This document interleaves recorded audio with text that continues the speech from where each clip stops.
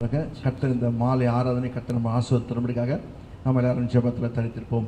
பரிசுத்த பிதாவே, இயேசு கிறிஸ்து நாமத்தினாலே எங்களை தாழ்த்தி தர்றப்பா. அப்பா, பிதாவுக்காக சோத்திரப்பா, இயேசு கிறிஸ்துக்காக சோத்திரப்பா, பரிசுத்த ஆயுதனுக்காக சோத்திரப்பா, இந்த நல்ல மாலைகளுக்காக சோத்திரப்பா. இந்த பெந்தெகோஸ்தே திருநாளிலே அடரே தேவ நாமத்தை மகிமைப்படுத்துவதற்காக இந்த தேவ சபையிலே தேவ சமூகத்திலே நாங்கள் கூடிய தூரங்கட்டாவே சோத்திரப்பா சோத்திரப்பா சோத்திரப்பா அடரே சோத்திரங்கட்டாவே சோத்திரப்பா சோத்திரப்பா. 120 பேருக்கும் அதிகமானவரப்பா கூடி வந்து அப்பா ஜெபம் பண்ணி தேவ சமூகத்தில் காத்திருக்கும் போது அப்பா நம்ம சொன்ன வார்த்தையின் பிரகாரமாக காத்திருக்கும் போது கர்த்தாவே நாளிலே பரிசுத்த ஆவியானவரே நீ இறங்கினதுக்காக பலமாக இறங்கினதுக்காக நன்றி துதிக்கிறப்பா.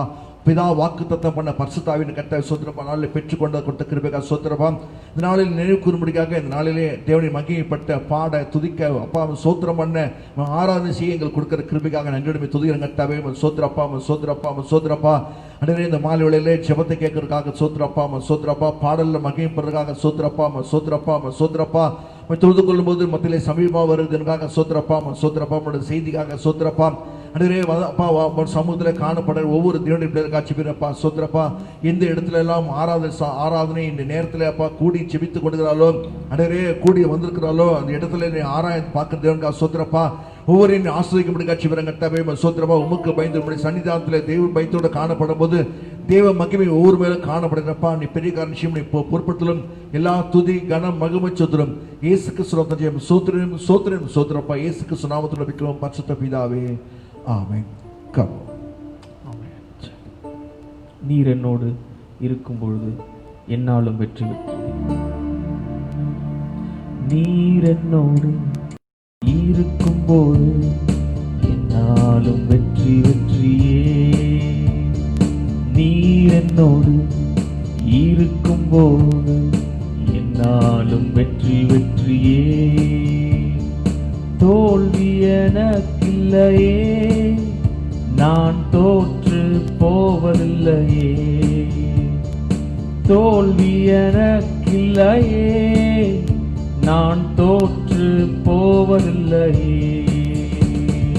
ஹல்லேலூயா ஹல்லேலூயா ஹல்லேலூயா ஹல்லேலூயா ஹல்லேலூயா ஹல்லேலூயா ஹல்லேலூயா ஹல்லேலூயா ஹல்லேலூயா ஹல்லேலூயா.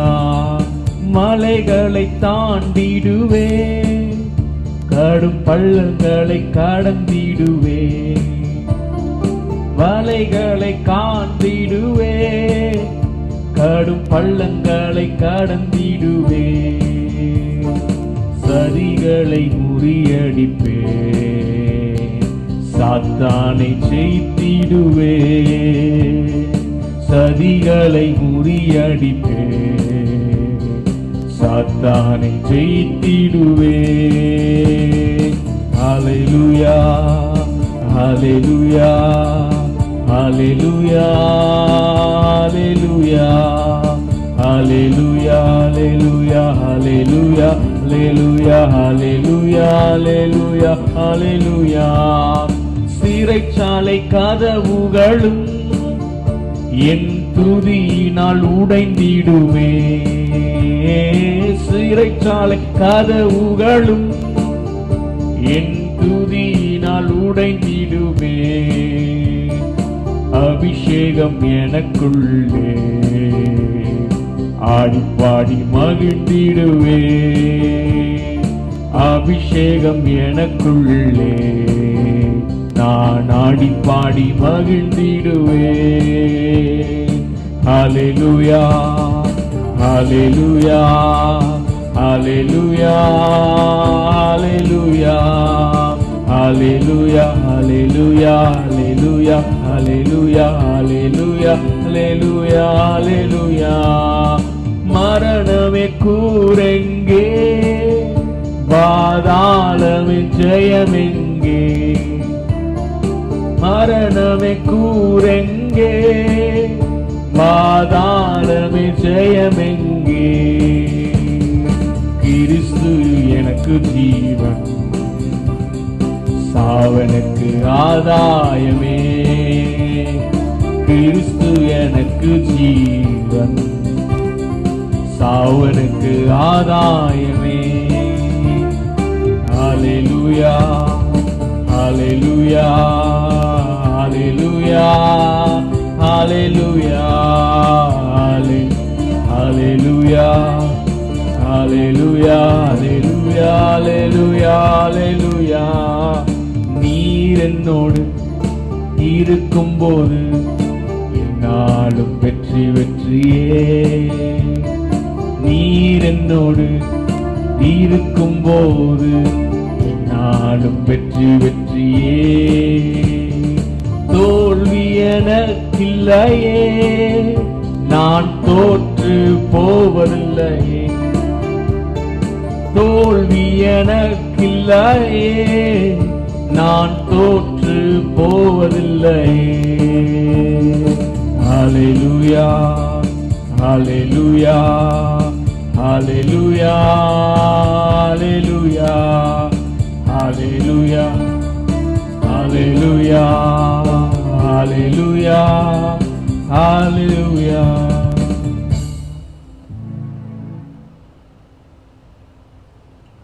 அவர் வார்த்தையின் மேலே நான் சார்ந்திருப்பதால் கவலை ஒன்றும் எனக்கில்லையே. என் தேவைகளெல்லாம் அவர் பார்த்துக் கொள்வதால் கர்த்தருக்குள் மகிழ்ந்திருப்பேன். அவர் வார்த்தையின் மேலே நான் சார்ந்திருப்பதால் கவலை ஒன்றும் எனக்கில்லையே. என் தேவைகள் எல்லாம் அவர் பார்த்துக் கொள்வதால் நான் கர்த்தருக்குள் மகிழ்ந்திருப்பேனே. அவர் வார்த்தையின் மேலே நான் சார்ந்திருப்பதால் கவலை ஒன்றும் எனக்கில்லையே. அவர் தேவைகள் எல்லாம் அவர் பார்த்துக் கொள்வதால் நான் கர்த்தருக்குள் மகிழ்ந்திருப்பேனே. யெகோவா ஈரே எங்கள் தேவன், தேவைகள் யாம் சந்திப்பீரே. யெகோவா ராப்பா எங்கள் தேவன், என்னாலும் சுகம் தருவீரே. யெகோவா ஈரே எங்கள் தேவன், தேவைகள் யாம் சந்திப்பீரே.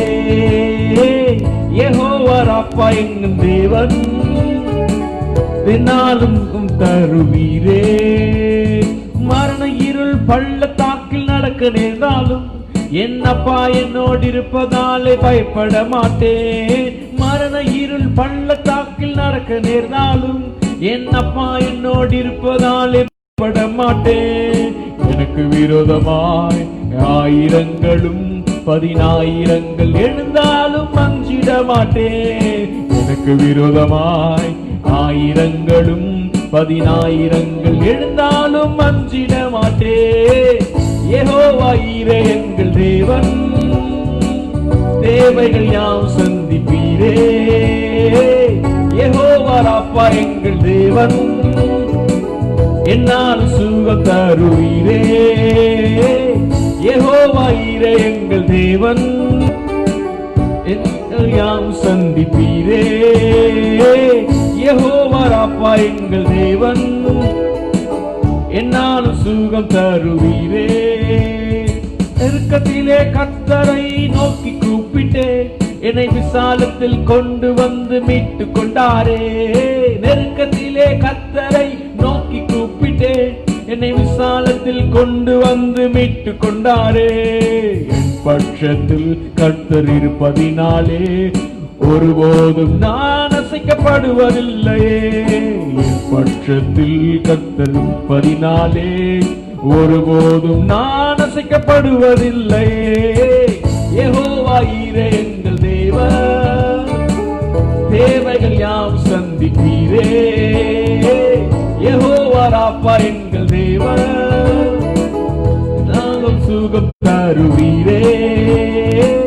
யெகோவா ஈரே எங்கள் தேவன், தேவைகள் யாம் சந்திப்பீரே.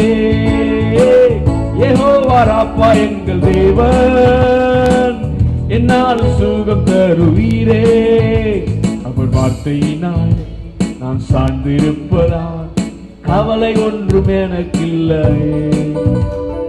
தேவைகள் எல்லாம் அவர் பார்த்துக் கொள்வதால் நான் கர்த்தருக்குள் மகிழ்ந்திருப்பேனே. அவர் வார்த்தையின் மேலே நான் சார்ந்திருப்பதால் கவலை ஒன்றும் எனக்கில்லையே. என் தேவைகள் எல்லாம் அவர் பார்த்துக் கொள்வதால் நான் கர்த்தருக்குள் மகிழ்ந்திருப்பேனே. யெகோவா ஈரே எந்த தேவன், தேவைகள் யாவும் சந்திப்பீரே. யெகோவா ராப்பா எங்கள் தேவன், என்னால் சுகம் தருவீரே. யெகோவா ஈரே எங்கள் தேவன், எல்லாம் சந்திப்பீரே. யெகோவா ராப்பா எங்கள் தேவன், என்னால் சுகம் தருவீரே.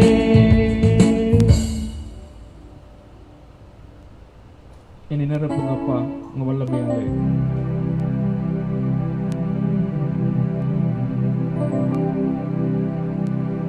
என்னை நிரப்புங்கப்பா உங்க வல்லமையாலே, என்னை நிரப்புங்கப்பா உங்க அக்கினியாலே. நிரப்புங்கப்பா உங்க வல்லமையாலே, என்னை நிரப்புங்கப்பா உங்க அக்கினியாலே. நிரப்பிடுங்க என்ன நிரப்பிடுங்க, ஆவியினால் என்ன நிரப்பிடுங்க. நிரப்பிடுங்க என்ன நிரப்பிடுங்க, பரிசுமையாலே நிரப்பிடுங்க. நிரப்பிடுங்க என்ன நிரப்பிடுங்க, ஆவியினாலே நிரப்பிடுங்க. நிரப்பிடுங்க என்ன நிரப்பிடுங்க, வல்லமையாலே நிரப்பிடுங்க. நிழலை தொடுவோம் சுகத்தை பெறணும், கச்சை தொடுவோம் அற்புதம் பெறணும். நிழலை போல் சுகத்தை பெறணும், கச்சையை தொடுவோம் பேதுரு போல் என்ன நிரப்பிடுங்க, பவுலை போல் பயன்படுத்திடுங்க.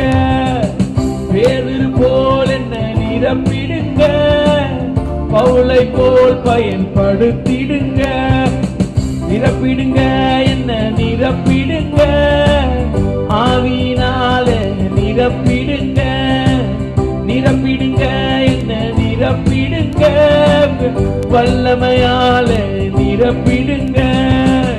நிரப்பிடுங்க என்ன நிரப்பிடுங்க, ஆவியினாலே நிரப்பிடுங்க.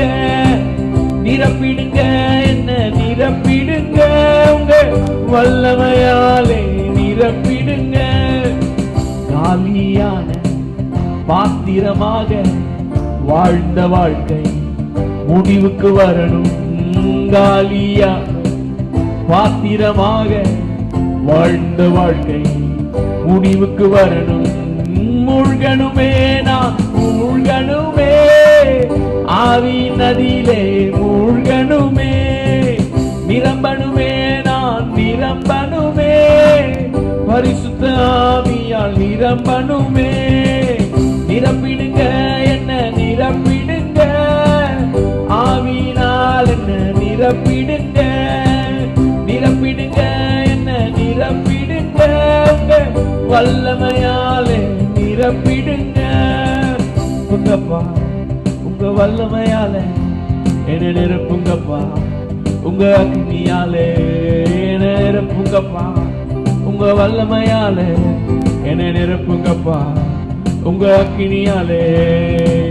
நிரப்பிடுங்க என்ன நிரப்பிடுங்க, ஆவியினாலே நிரப்பிடுங்க. நிரப்பிடுங்க என்ன நிரப்பிடுங்க, உங்க வல்லமையாலே நிரப்பிடுங்க. நிரப்பிடுங்க என்ன நிரப்பிடுங்க, உங்க ஆவியினாலே நிரப்பிடுங்க.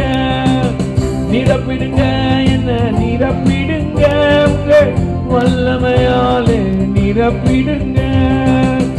காலியான பாத்திரமாக வாழ்ந்த வாழ்க்கை முடிவுக்கு வரணும். காலியான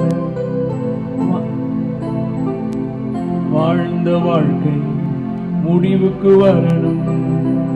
நிரம்பணுமே நான் நிரம்பணுமே, நான் நிரம்பணுமே.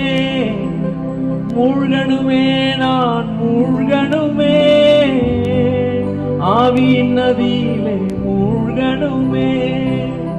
மூழ்கணுமே நான் மூழ்கணுமே, ஆவியின் நதியிலே மூழ்கணுமே. நிரம்பணுமே, நான் நிரம்பணுமே, பரிசுத்த ஆவியால் நிரம்பணுமே. நிரப்பிடுங்க என்ன, நிரப்பிடுங்க ஆவியினால், நிரப்பிடுங்க, நிரப்பிடுங்க என்ன, நிரப்பிடுங்க உங்க வல்லமையால, நிரப்பிடுங்க, நிரப்பிடுங்க என்ன, நிரப்பிடுங்க ஆவியினால, நிரப்பிடுங்க, நிரப்பிடுங்க என்ன, நிரப்பிடுங்க உங்க வல்லமையால, நிரப்பிடுங்க. ஹல்லேலூயா. உமக்கு நன்றி செலுத்துகிறோம் ஆண்டவரே, உமக்கு நன்றி செலுத்துகிறோம் அப்பா, நன்றி செலுத்துகிறோம் ஆண்டவரே. துதித்தலே செம்மையானவர்களுக்கு தகும் என்று சொன்னீரே, அநேகருடைய ஸ்தோத்திரத்தினாலே கிருபை பெருகும் என்று சொன்னீரே. ஹல்லேலூயா. உமக்கு மகிமையை செலுத்து, ஸ்தோத்திரத்தை செலுத்துகிறோம் ஆண்டவரே, நன்றி செலுத்துகிறோம் கர்த்தாவே. இந்த பெந்தேகோஸ்தே நாளிலே ஆண்டவரே, ஹல்லேலூயா, உமக்கு ஸ்தோத்திரம் ஆண்டவரே. சீவான் மாதத்தின் 5ஆம் தேதியில ஹல்லேலூயா எப்படிப்பட்ட ஒரு பண்டிகை எங்களுக்காக தந்ததுக்காக ஸ்தோத்திரம் ஆண்டவரே. ஹல்லேலூயா ஆண்டவரே, ஒரு ஞாபக குறியாக ஆண்டவரே, ஒரு ஞாபகார்த்தமாக முதல் திருச்சபையின் பிறப்பிடமாக இந்த நாளை மாற்றி தந்த தேவனே. ஹல்லேலூயா. அநேக வருடங்களுக்கு முன்பாக சொல்லப்பட்ட யோவேல் தீர்க்கதரிசியால் சொல்லப்பட்ட வாக்குத்தத்தம் ஆண்டவரே, அப்பா பிதாவாகிய தேவனால் மோசேக்கு சொல்லப்பட்ட ஆண்டவரே நாட்கள் முதல் கொண்டு ஆண்டவரே, ஹல்லேலூயா, இயேசு கிறிஸ்து உயிர்த்தெழுந்த நாளின் பிறகு 10 நாளுக்கு பிறகு ஆண்டவரே, உயிர்த்த நாள் 50 நாட்களுக்கு பிறகு ஆண்டவரே, ஹல்லேலூயா, எனக்காக எருசலேமிலே காத்திருங்கள், என்னுடைய தேற்றரவாளனாகிய பரிசுத்த ஆவியானவரை உங்களுக்காக அனுப்பி வைக்கிறேன் என்று சொன்ன கர்த்தர், நீர் அப்படியாக அனுப்பி வைத்த கர்த்தர் ஆண்டவரே, உமக்கு நன்றி செலுத்துகிறோம் ஆண்டவரே, உமக்கு நன்றி செலுத்துகிறோம் ஆண்டவரே. அப்பா சோதரப்பா, எல்லா சூழ்நிலைகளையும் மாற்றி போட்ட தேவன் ஆண்டவரே, எல்லா பயத்துக்கும் நீங்களாக்கி ஹல்லேலூயா ஒரு மகிமையான ஒரு காரியத்தை நீர் கட்டளையிட்ட கர்த்தர் ஆண்டவரே, உமக்கு நன்றி செலுத்துகிறோம் ஆண்டவரே, உமக்கு நன்றி செலுத்துகிறோம் கர்த்தாவே. ஹல்லேலூயா, ஹல்லேலூயா. பயந்து ஒடுங்கி போன சீஷர்களுக்கு ஆண்டவரே ஒரு தைரியத்தை ஆண்டவரே, சுவிசேஷத்துக்கான திருஷ்டாந்தமாக நிரப்பின கர்த்தர் ஆண்டவரே, இந்த வாழை வெள்ளமை தீர்த்து கொண்டிருக்கிற பிள்ளைகள் ஆண்டவரே, நாமத்தை இந்த காணொலி வாயிலாக ஹல்லேலூயா நாமத்தை உயர்த்தி கொண்டிருக்கிற ஆண்டவரே, எந்த இடத்திலும் ஆண்டவரே கர்த்தர் நீர் அவரை நிரப்பிக் கொண்டிருக்கிறதுக்காக உமக்கு ஸ்தோத்திரம் ஆண்டவரே. மகிமையினால் நிரப்பிக் கொண்டிருக்கிறதுக்காக, அபிஷேகத்தால் நிரப்பிக் கொண்டிருக்கிறதுக்காக, வல்லமையினால் நிரப்பிக் கொண்டிருக்கிறதுக்காக, ஹல்லேலூயா, ரட்சிக்கப்படாத ரட்சிக்கப்பட்டுக் கொண்டிருக்கிறதுக்காக, அல்லது சுகப்படாத சுகம் பெற்றுக் கொண்டிருக்கிறதுக்காக, என் தேவன் பெரிய காரியத்தை, பலத்த காரியங்களை ஹல்லேலூயா நீ செய்து கொண்டிருக்கிறதுக்காக உமக்கு நன்றி செலுத்துகிறோம் ஆண்டவரே. கட்டப்பட்ட ஒரு சொல்ல இருந்தாலும் ஆண்டவரே, என் தேவன் ஆண்டவரே, எல்லா விசாரத்திலே அந்த உட்கார வைக்கிற கர்த்தர் ஆண்டவரே, உமக்கு நன்றி செலுத்துகிறோம் ஆண்டவரே. ஹல்லேலூயா, ஹல்லேலூயா, ஹல்லேலூயா. உமக்கு ஸ்தோத்திரம் ஆண்டவரே, உமக்கு ஸ்தோத்திரிக்கிறோம் கர்த்தாவே. Jesus, we thank you Lord. நிறைவான ஆவியானவரே, வரும்போது குறைவுகள் மாறுமே. நிறைவான ஆவியானவரே, வரும்போது குறைவுகள் மாறுமே. நீர் வந்தா சூழ்நிலை மாறுமே. முடியாதது சாத்தியமாகுமே. நீர் வந்தா சூழ்நிலை மாறுமே. முடியாதது சாத்தியமாகுமே. நிறைவே நீர் வாருமே. நிறைவே நீர் வேண்டுமே. நிறைவே நீர் போதுமே. ஆவியானவரே நிறைவே நீர் வாருமே. நிறைவே நீர் வேண்டுமே. நிறைவே நீர் போதுமே. ஆவியானவரே வனாந்திரம் வயல்வெளியாகுமே. பாழானது பயிர் நிலமாகுமே. வனாந்திரம் வயல்வெளியாகுமே. பாழானது பயிர் நிலமாகுமே. நீர் வந்தால் சூழ்நிலை மாறுமே. முடியாதது சாத்தியமாகுமே. நீர் வந்தால் சூழ்நிலை மாறுமே. முடியாதது சாத்தியமாகுமே. நிறைவே நீர் வாருமே. நிறைவே நீர் வேண்டுமே. நிறைவே நீர் போதுமே. ஆவியானவரே நிறைவே நீர் வாருமே. நிறைவே நீர் வேண்டுமே. நிறைவே ஆவியானவரே பலவீனம் பலமாய் மாறுமே. சுகவீனம் சுகமாய் மாறுமே. விசுவாசமாய் சொல்லுவோம். பலவீனம் கிருபையினால ஆவினாலே மாறுமே. சுகவீனம் சுகமாய் மாறுமே. நீர் வந்தால் சூழ்நிலை மாறுமே. முடியாதது சாத்தியமாகுமே. நீர் வந்தால் சூழ்நிலை மாறுமே. முடியாதது சாத்தியமாகும். விசுவாசில் சொல்ல நீர் வந்தால் நீர் வந்தால் சூழ்நிலை மாறுமே. முடியாதது சாத்தியமாகுமே. இயேசுவே நீர் வந்தால் சூழ்நிலை மாறுமே. முடியாதது சாத்தியமாகுமே. நிறைவே நீர் வாருமே.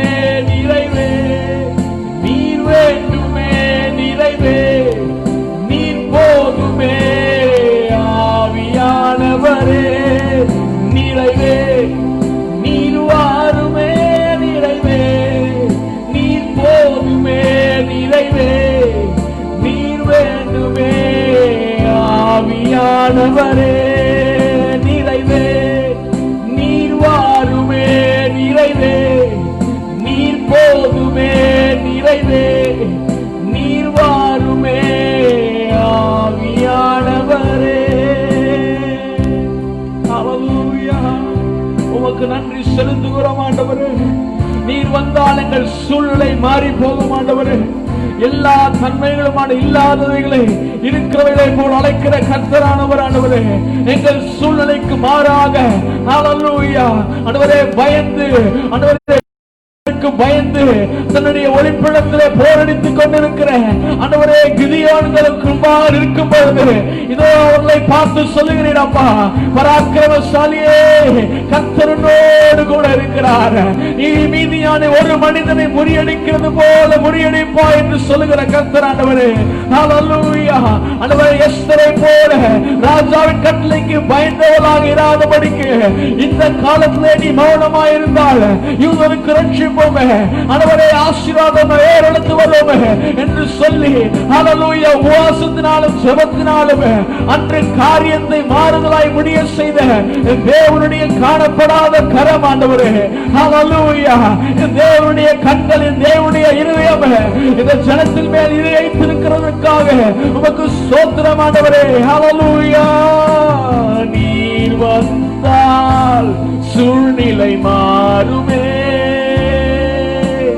முடியாததும் சாத்தியமாக நீ வந்தால் சூழ்நிலை மாறுமே. முடியாததும் சாத்தியமாகுமே. நிறைவே நீர் வாருமே, நிறைவே நீர் வேண்டுமே, நிறைவே நீர் போதுமே. ஆவியானவரே நிறைவே நீர் வாருமே, நிறைவே நீர் வேண்டுமே, நிறைவே நீர் போதுமே. ஆவியானவரே.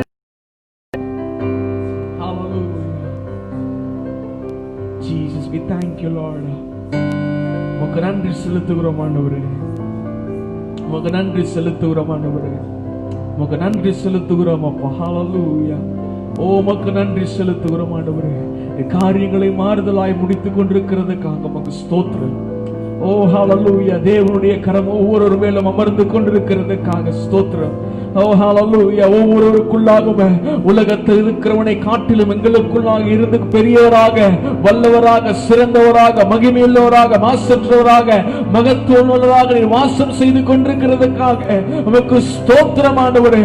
வெள்ள போல சத்துரு வரும்பொழுது ஆவியானவர் தாமே எங்களுக்காக ஒரு கொடியை ஏற்றி கொண்டிருக்கிறதுக்காக உமக்கு நன்றி செலுத்துகிறோம் ஆண்டவரே, நன்றி செலுத்துகிறோம். மகிமைப்படுவீராக, மகிமைப்படுவீராக, மகிமைப்படுவீராக. ஹalleluya.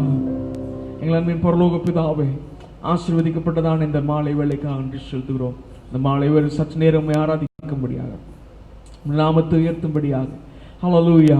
அப்பா சோதரப்பா ஆண்டவரே, எங்க 2-3 பேர் நாமத்தினாலே கூடி இருக்கிறார், நாமத்திலே வாசம் செய்கிறேன் என்று சொன்ன கர்த்தர். ஆண்டவரே, நாமத்தை பிரஸ்தாபப்படுத்துகிற எந்த இடத்துல நான் வந்து அவளை ஆசீர்வதிக்கிறேன் என்று சொன்ன கர்த்தர் எங்கள் மத்தியில் என்று பிரசன்னராக, ஆசீர்வதிக்கிறவராக, சிருஷ்டிகராக, இல்லாதவைகளை இருக்கிறவரை அழைக்கிறவராக, அபிஷேகிக்கிறவராக, பாதுகாக்கிறவராக, பராமரிக்கிறவராக, எங்களுக்காக பெரிய காரியங்களை செய்து கொண்டிருக்கிறவராக நீர் வாசம் பண்ணி கொண்டிருக்கிறதற்காக உமக்கு நன்றி செலுத்துகிறோம் அப்பா, உமக்கு நன்றி செலுத்துகிறோம். இந்த மாலை வேளையிலும் கர்த்தர் எங்களோடு கூட இடைப்படுவீராக. காலை நேரத்தில் எங்களோடு கூட பேசின கர்த்தர் அப்பா, இந்த மாலை வேளையில் ஆண்டவரே நீர் எங்களோடு கூட வருவதுதான் நாங்கள் விசேஷித்தவளாய் இருந்தது காலையில் சொன்னது போல இந்த மாலை வேளையில எங்களுக்காக நீ சொல்லப்படுற காரியங்களை கர்த்தர் எங்களுக்காக ஆயத்தம் பண்ணி வைத்தவளை ஆவியினாலே எங்களுக்கு தெளிவுபடுத்தும்படியாக, வெளிப்படுத்தும்படியாக ஜெபிக்கிறோம். அடப்பா சோதரப்பா எல்லா துதிக மகிமை ஒருவருக்கு செலுத்துகிறோம் ரட்சகர் இயேசு கிறிஸ்து நாமத்தில் பிதாவே, ஆமென், ஆமென். யாவரும் சேர்ந்து சொல்லுவோம். பரமண்டல இருக்கிற எங்கள் பிதாவே, நாமம் பரிசுத்தப்படுவதாக, ராஜ்யம் வருவதாக, உம்முடைய சித்தம் பரலோகத்திலே செய்யப்படுவது போல பூமியிலும் செய்யப்படுவதாக. எங்களுக்கு வேண்டிய ஆகாரத்தை இன்று எங்களுக்கு தாரும். கடனாளிகளுக்கு நாங்கள் மன்னிக்கிறது போல எங்கள் கடன்களை எங்களுக்கு மன்னி. எங்களை சோதனைக்கு பிரவேசிக்க பண்ணாமல் தீமையிலிருந்து ரட்சித்துக் கொள்ளும். ராஜ்யமும் வல்லமையும் மகிமையும் என்றென்றைக்கும் உம்முடையவைகளே. ஆமென், ஆமென். உட்கார்வோம்.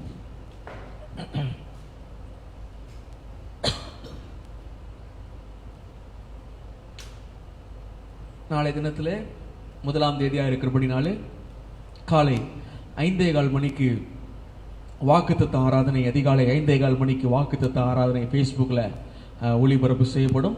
அதே ஆராதனை காலை 7:30 மணிக்கு மறுபடியும் யூடியூப்ல ஒளிபரப்பு செய்யப்படும். புதன், வியாழன், வெள்ளி ஆகிய 3 தினங்களில் புதன்கிழமை பைபிள் ஸ்டடி, வியாழக்கிழமை ஜெபமும் வார்த்தையும், வெள்ளிக்கிழமை ஜெபமும் வார்த்தையும் வந்து சொல்லப்படும் நேரலையில் ஃபேஸ்புக்கில் மாலை 5 மணிக்கும் யூடியூப்ல மாலை 7 மணிக்கும் அது ஒளிபரப்பு செய்யப்படும். பங்கு பெறுங்கள்.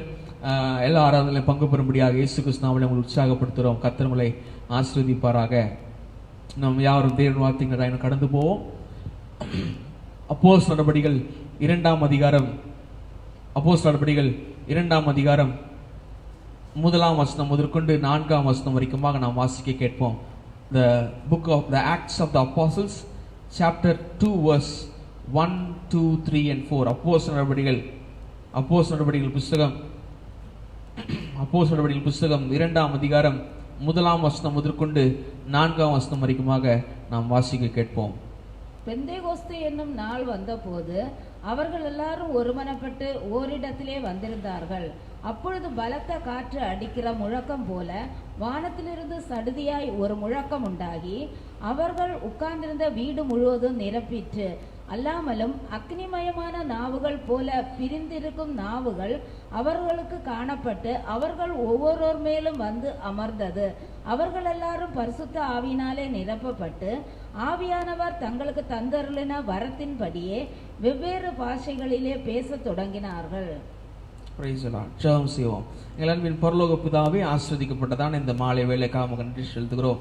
தேவரே, நல்லவரும் நன்மை செய்வருமாக நீர் இருக்கிறதுக்காக உமக்கு ஸ்தோத்திரம். அப்பா, இந்த மாலை வேளையிலும் ஆண்டவரே நீர் எங்களோடு கூட என்ன பேச சித்தம் கொண்டிருக்கிறீரோ எங்களோடு கூட நீர் பேசும்படியாக எங்களை நாங்கள் ஒருமுறைப்படுத்துகிறோம். ஆண்டவரே, தேவனாலே கட்டளையிடப்பட்டவைகளை நாங்கள் கேட்கும்படியாக ஆண்டவரே, அவரவர்கள் அவருடைய வீட்டுகளிலும் அவர் இருக்கிற இடங்களிலும் ஆண்டவரே அவர்கள் கூடியிருக்கிறதை அறிந்திருக்கிற கர்த்தர் அப்பா, என் அடியனை மறைத்து நீர் வெளிப்படுவீராக. எங்களோடு கூட பேசுங்க, எங்களோடு கூட வெளிப்படையாக பிரத்யட்சமாக எங்களோடு கூட பேச போகிறதுக்காக நமக்கு ஸ்தோத்திரம். மகிமைப்படுவீராக. ஆண்டவரே, வார்த்தையினாலே கர்த்தர் எங்களோடு கூட இடைப்படுவீராக. ஆசீர்வதிங்க. எல்லா துதிங்க நம்ம ஒருவருக்கே செலுத்துகிறோம் இரட்சகர் இயேசு கிறிஸ்து நாமத்தில் பிதாவே, ஆமென். ஆமென். உட்காருவோம். இந்த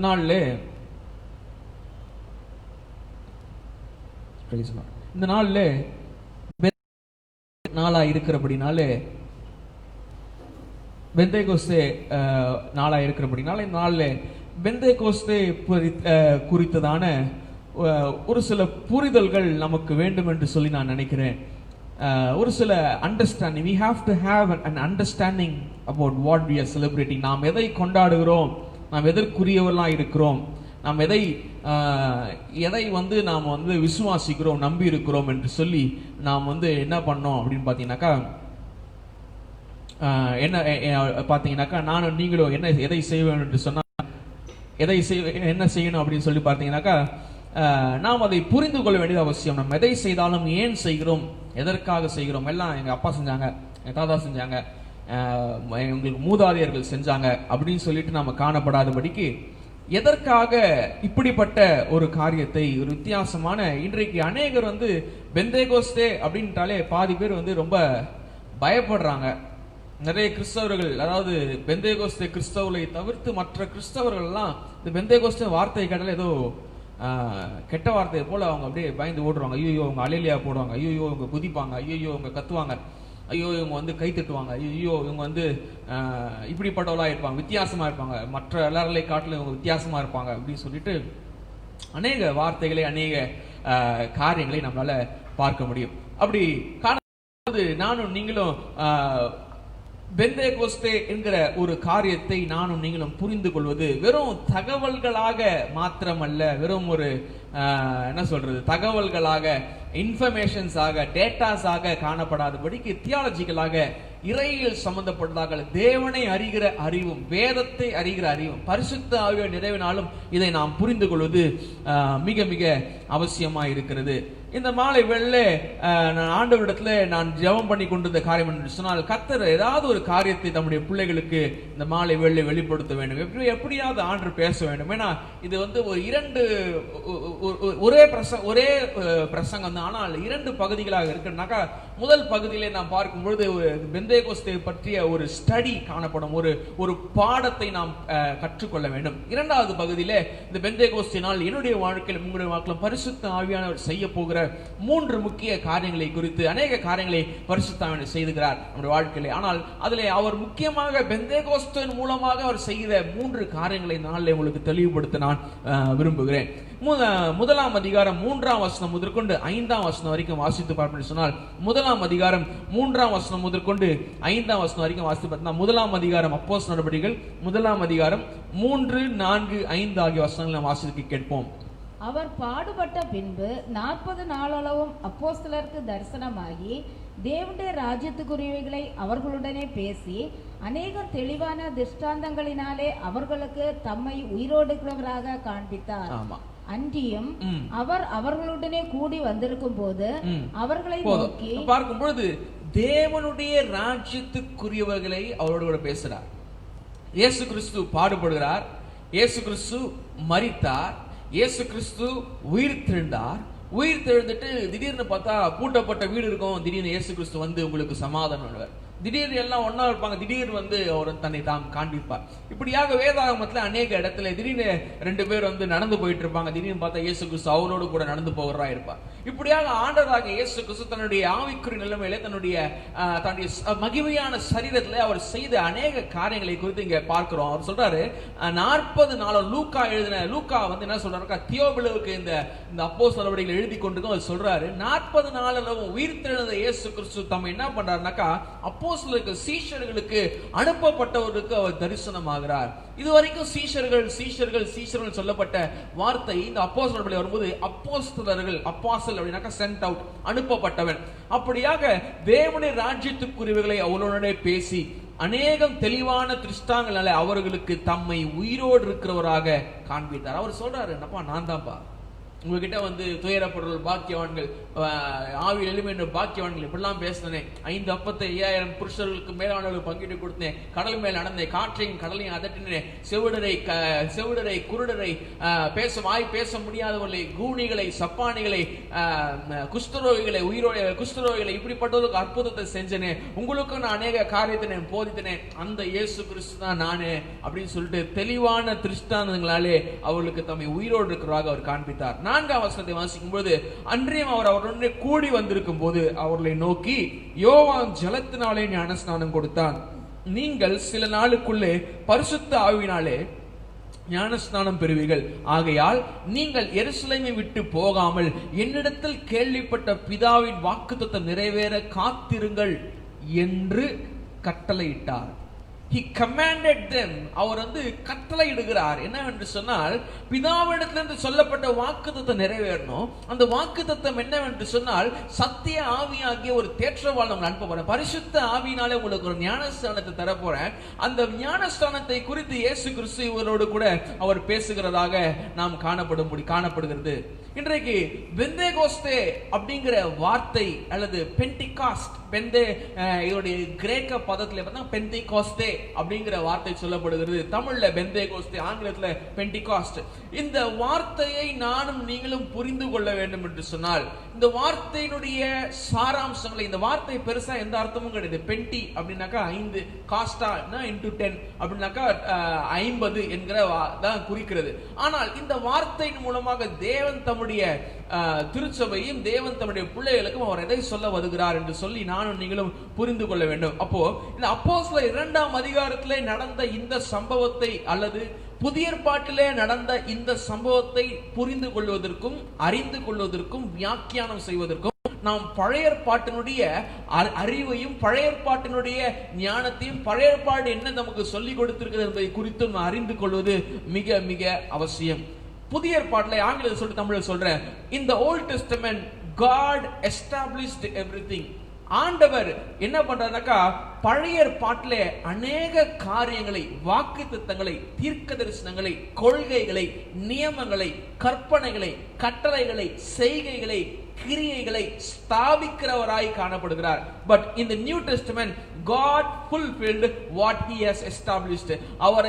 அவர் புதிய ஏற்பாட்டில் பார்க்கும்போது தேவன் பழைய ஏற்பாட்டில் எந்த தீர்க்க தரிசனங்களை, எந்த வார்த்தைகளை, எந்த வாக்குத்தத்தங்களை, எந்த கிரியைகளை, எந்த செய்கைகளை, எந்த நியமங்கள், கற்பனைகள், கட்டளைகளை எல்லாம் ஸ்தாபித்தாரோ அதை புதிய ஏற்பாட்டிலே கிறிஸ்து இயேசுவினுடைய பிறப்பின் மூலமாகவும் வளர்ப்பின் மூலமாகவும் மூலமாகவும் பாடுகளின் மூலமாகவும் மரிப்பதன் மூலமாகவும் உயிரோடு அடக்கம் பண்ணுவதன் மூலமாகவும் உயிரோடு எழும்புவதன் மூலமாகவும் பரலோகத்துக்கு ஏறி சென்ற பின் மறுபடியும் பரிசுத்தமாக அனுப்புவதிலும் அவர் ஒவ்வொரு காரியத்திலும் தன்னுடைய பழைய ஏற்பாட்டில் அவர் என்ன சொன்னாரோ, பழைய உடன்படிக்கையில் அவர் என்ன சொன்னாரோ அதை இங்கே நிறைவேற்றுவதாக அவர் காணப்படுகிறார். அப்போ இன்னைக்கு அநேகர் பழைய ஏற்பாட்டில் நியாயப்பிரமாணத்தை நிறைவேறுதலாக இயேசு கிறிஸ்து வந்துட்டாரு, அதனால நம்ம பழைய ஏற்பாடு அவசியம் கிடையாது. பழைய ஏற்பாட்டினுடைய பழைய ஏற்பாட்டில் எல்லாம் நியாயப்பிரமாணத்தினாக நியாய தீர்ப்புக்கான காணப்படுது.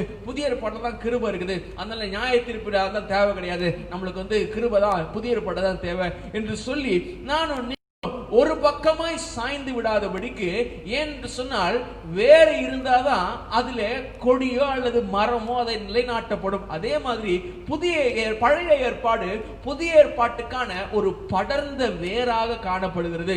புதிய ஏற்பாட்டிலே தேவன் செய்கிறது எப்படியா இருக்குன்னா, அந்த வேரிலே வளர்ந்த மரம் தன் கனியை கொடுக்கிற அந்த வேருடைய சாராம்சத்தை அது வெளிக்கொண்டு வருவதாக இருக்கிறது. என்று சொன்னால் இயேசு கிறிஸ்துவே சொல்றாரு, அவர் பழைய ஏற்பாட்டை நியாயப்பிரமாணத்தை குறித்து பேசுறாரு. மத்தேயு 5ஆம் அதிகாரம் 17ஆம் வசனம், Matthew chapter 5 verse 17. மத்தேயு சுவிசேஷ புத்தகம் 5ஆம் அதிகாரம் 17ஆம் வசனத்திலே வாசிக்கும்போது, மத்தேயு சுவிசேஷ புத்தகம் 5ஆம் அதிகாரம் 17ஆம் வசனத்தை வாசிக்கும்போது அவர் சொல்றாரு, நியாயப்பிரமாணத்தை ஆனாலும் தீர்க்க தரிசனங்களை ஆனாலும் அழிக்கிறதற்கு வந்தேன் என்று எண்ணிக்கொள்ளாதேயுங்கள்.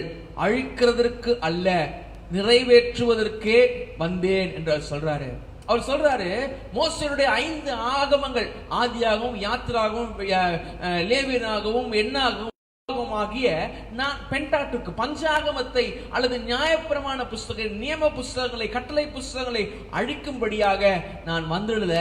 இரண்டாவதாக சொல்றாரு, தீர்க்க தரிசனங்களை அழிக்கிறதற்காக நான் வந்தேன் என்று எண்ணிக்கொள்ளாதுங்கள். மேஜர் அந்த மைனர் ப்ராஃபிட்ஸ், நான் பெரிய தீர்க்கதரிசியோ சிறிய தீர்க்கதரிசியோ அவர்களை ஒன்றுமேல அவள் நிர்மூலமாக்குவதற்காக அல்லது அவளை அழிப்பதற்காக வந்தேன் என்று நான் நினைக்காதுங்க. நான் எதற்காக வந்தேன் என்று சொன்னால், I come as the fulfilled of the fulfillment of the word of God. தேவனுடைய வார்த்தையினுடைய நிறைவேற்றப்பட்ட நிறைவேறுதலாக நான் வந்திருக்கிறேன் என்று சொல்லி இயேசு கிறிஸ்து நமக்கு அந்த வசனத்தின் மூலமாக நமக்கு சொல்லி இருக்கிறார். இந்த பழைய ஏற்பாடும் புதிய ஏற்பாடும் இதனுடைய தொடர்பு தான். இந்த பழைய ஏற்பாட்டை குறித்த ஞானமும் புதிய ஏற்பாட்டை குறித்த ஒரு அறிவும், அல்லது பழைய ஏற்பாட்டினுடைய தேவன் எதை ஸ்தாபித்தார், எதை உருவாக்கினார், எதை பேசினார் என்கிற புரிதலும், புதிய ஏற்பாட்டிலே கர்த்தர் எப்படியாக அதை நிறைவேற்றினார் என்பதை குறித்ததான அறிவும் நமக்கு என்ன செய்யணும்னாக்கா, கிறிஸ்து இயேசுவையும் பிதாவாகிய தேவனுடைய அவருடைய பரிசுத்த ஆவியானவரையும் குறித்து அறிவதற்கும் புரிவதற்கும் கிரகிக்குவதற்கும் அது பெரிய உபயோகமாக அது காணப்படுகிறது. அண்ட் மாத்திரமல்ல, நாம அநேக வேத பதங்களை புரிந்து கொள்வதற்கு பழைய ஏற்பாடும் புதிய ஏற்பாடும் அவசியம். வித்தியாசமாக இந்த பெந்தேகோஸ்தே என்கிற பதம் பழைய ஏற்பாட்டில் காணப்படாது. ஆனால் இந்த பெந்தேகோஸ்தே என்கிற நாளுக்கான பண்டிகை பழைய ஏற்பாட்டில் சொல்லப்பட்டிருக்கிறது. இன்னும் சற்று நேரத்தில் நாம் அதை குறித்து நாம் பார்க்க போகிறோம். இன்றைக்கு அநேக வார்த்தைக்கான அர்த்தம் தெரியாத அநேக தேவ பிள்ளைகள்னாலே திருச்சபையானது, the universal church of God, தேவனுடைய திருச்சபையானது பிரிவினைகளுக்குள்ளாக கடந்து சென்றது. இன்னைக்கு வேதம், எல்லாரும் வேதத்தை நம்புகிறவர்களாக இருக்கிறார்கள், எல்லாரும் தேவனை நம்புகிறவர்களாக இருக்கிறார்கள், எல்லாரும் கிறிஸ்துவை நம்புகிறவர்களாக இருக்கிறார்கள், எல்லாரும் பரிசுத்தாவை நம்புகிறவர்களாக இருக்கிறார்கள். அவர்கள் தங்களுக்குள்ளே பிரிந்ததற்கான காரணம் என்னது என்றும் இந்த மாலை வேளையிலே நாம் பார்க்க போகிறோம். ஆனால் நாம் ஆரம்பத்தில் பார்க்கும் பொழுது இந்த அப்போஸ்தலர் 2ஆம் அதிகாரத்தில் சொல்லப்பட்ட இந்த பெந்தேகோஸ்தே என்றது வெறும் அக்கினி நாவுகள், வெறும் பெரும் காற்று, வெறும் வல்லமையினாலே தரிப்பிக்கப்படுகிறதை மாத்திரம் சொல்லிடல. இன்னைக்கு நம்ம பிரிந்து போனதற்கான ஒரு பெரிய காரியமே, இன்னைக்கு அநேகர் பெந்தேகோஸ்தே கிறிஸ்தவரை வெறுப்பதற்கும், ஐயோ பெந்தேகோஸ்தே அவங்களாம் பெந்தேகோஸ்தேங்க அப்படின்னு சொல்லிட்டு நம்மளை விளக்குவதற்கும் ஆன ஒரு பெரிய காரணம் என்னவென்று சொன்னால், அநேகருக்கு இந்த பெந்தேகோஸ்தேங்கிற பதத்திற்கும் இந்த பெந்தேகோஸ்தேயின் மூலமாக தேவன் இந்த வரலாற்றிலே, இந்த உலகத்தினுடைய வரலாற்றிலே, what God is speaking to the history, தேவன் இந்த உலகத்தில் வரலாற்றிலே அவர் என்ன சொல்லிக் கொண்டிருக்கிறார் என்கிற அறிவில்லாமையினாலே அநேகர் என்ன பண்றோம்னாக்கா, இந்த பெந்தேகோஸ்தேங்கிற வார்த்தை தவறாக உபயோகப்படுத்துவதோ, தவறாக விமர்சிப்பதோ, தவறாக விமர்சனத்துக்குள்ளாக மாற்றுவதாகவோ நம் கொள்கைகளாக நாம் கொண்டு கொண்டிருக்கிறோம். ஆனால் இந்த மாலை வேளை பரிசுத்த ஆவியின் உதவினாலே இந்த பெந்தேகோஸ்தேங்கிற பதத்தையும், இந்த பெந்தேகோஸ்தின் மூலமாக பரிசுத்த ஆவிய பரிசுத்த தேவன், வல்லமையில மகத்துவமான தேவன் இந்த உலகத்திலே அவர் எதை சொல்ல வருகிறார் என்று சொல்லி நான் உங்களுக்கு சொல்ல கர்த்தர் கிருபை பாராட்ட வேண்டிக் கொள்கிறேன். இந்த மாலை வேளையிலே பார்க்கும் பொழுது இந்த பெந்தேகோஸ்தே வெறும் ஒரு அனுபவம் சார்ந்த ஒரு விஷயம் கிடையாது. பெந்தேகோஸ்தே வெறும் அக்னி நாவுகள், வெறும் வல்லமையினால் தரிப்பிக்கப்படுதல், அந்நிய பாஷையில பேசுகிறது, அப்படியே கத்துறது, எல்லா ஜனங்கள் மூலமாக கூச்சல் போடுகிறது, இப்படிப்பட்ட ஒரு காரியம் மாத்திரம் பெந்தேகோஸ்தே கிடையாது. பெந்தேகோஸ்தே நமக்கு அப்படிப்பட்ட ஒரு காரியமா இருந்தாலும், ஆனால் பெந்தேகோஸ்தே யூதர்களுக்கு எப்படிப்பட்ட ஒரு காலம் என்று சொன்னால், அது அவர்களுடைய தேவனுடைய பண்டிகையிலே ஒரு மிக முக்கியமான ஒரு நாளாய் காணப்படுகிறது. அவர்கள் தேவனை தொழுது கொள்ளுகிற, தேவனை ஆராதிக்கிற, அவர்களுக்கு தேவன் லேவியராகமம் 23ஆம் அதிகாரத்திலே கொடுத்த 7 பண்டிகைகள், யாத்திராகமம் 14ஆம் அதிகாரம் 13ஆம் அதிகாரம் சொல்லப்பட்ட ஒரு பண்டிகை, லேவியராகமம் 23ஆம் அதிகாரத்திலே சொல்லப்பட்ட 6 பண்டிகைகளுக்கும் உள்ள இந்த 7 பண்டிகைகளுக்குள்ள ஒரு முக்கியமான ஒரு பண்டிகை தான் இந்த பெந்தேகோஸ்தே பண்டிகை. இந்த முதலாவதாக இந்த யூதர்களுடைய பண்டிகையை குறித்து நாம் பார்ப்போம். பிற்படாக ஒரு இயேசு கிறிஸ்துவை பின்பற்றுகிற, இயேசு கிறிஸ்துவை சொந்த இரட்சகராக ஏற்றுக்கொள்கிற நம்முடைய வாழ்க்கையில நாம் பின்பற்ற வேண்டிய பண்டிகைகள் என்னவென்று நான் சொல்லி பிற்பாடாக சொல்லுகிறேன். முதலாவதாக பார்க்கும் பொழுது இந்த யூதருடைய 7 பண்டிகைகளை நாம் 2 வகையாக பிரிக்க முடியும். யூதருடைய 7 பண்டிகையை 2 சமயமாக பிரிக்க முடியும். முதல் 4 பண்டிகையை ஒரு குறிப்பிட்ட நாட்களிலும், இரண்டாவது வரக்கூடிய 3 பண்டிகைகளை வேற ஒரு, அதாவது 2 வருஷத்தின் 2 சமயத்தில் நடக்கக்கூடிய ஒரு பண்டிகையாய் காணப்படுகிறது. ஏனென்று சொன்னால் முதல் 4 பண்டிகைகள் என்ன அப்படின்னு பார்த்தீங்கன்னாக்கா, பஸ்கா, இரண்டாவதாக புளிப்பில்லா அப்ப பண்டிகை, மூன்றாவதாக அறுப்பின் பண்டிகை, நான்காவதாக பார்த்தீங்கன்னாக்கா பார்த்தீங்கன்னு சொன்னால் ஷவூத் என்கிற எபிரேய வார்த்தை சொல்லப்பட்டிருக்கிறது. அப்போ பார்க்கும்போது 4 பண்டிகைகள், இது எல்லாமே வெறும் 2 மாசத்துல நடக்குது. என்னன்னாக்கா நீசான் மாதத்திலும் சீவான் மாதத்திலும் நடக்குது. இன்னைக்கு யூதருடைய கேலண்டர் நீங்க எடுத்து பார்ப்பேன் என்று சொன்னால், யூதருடைய கேலண்டர் இன்னைக்கு தேதி சீவான் மாதம் 5ஆம் தேதி அவர்களுக்கு.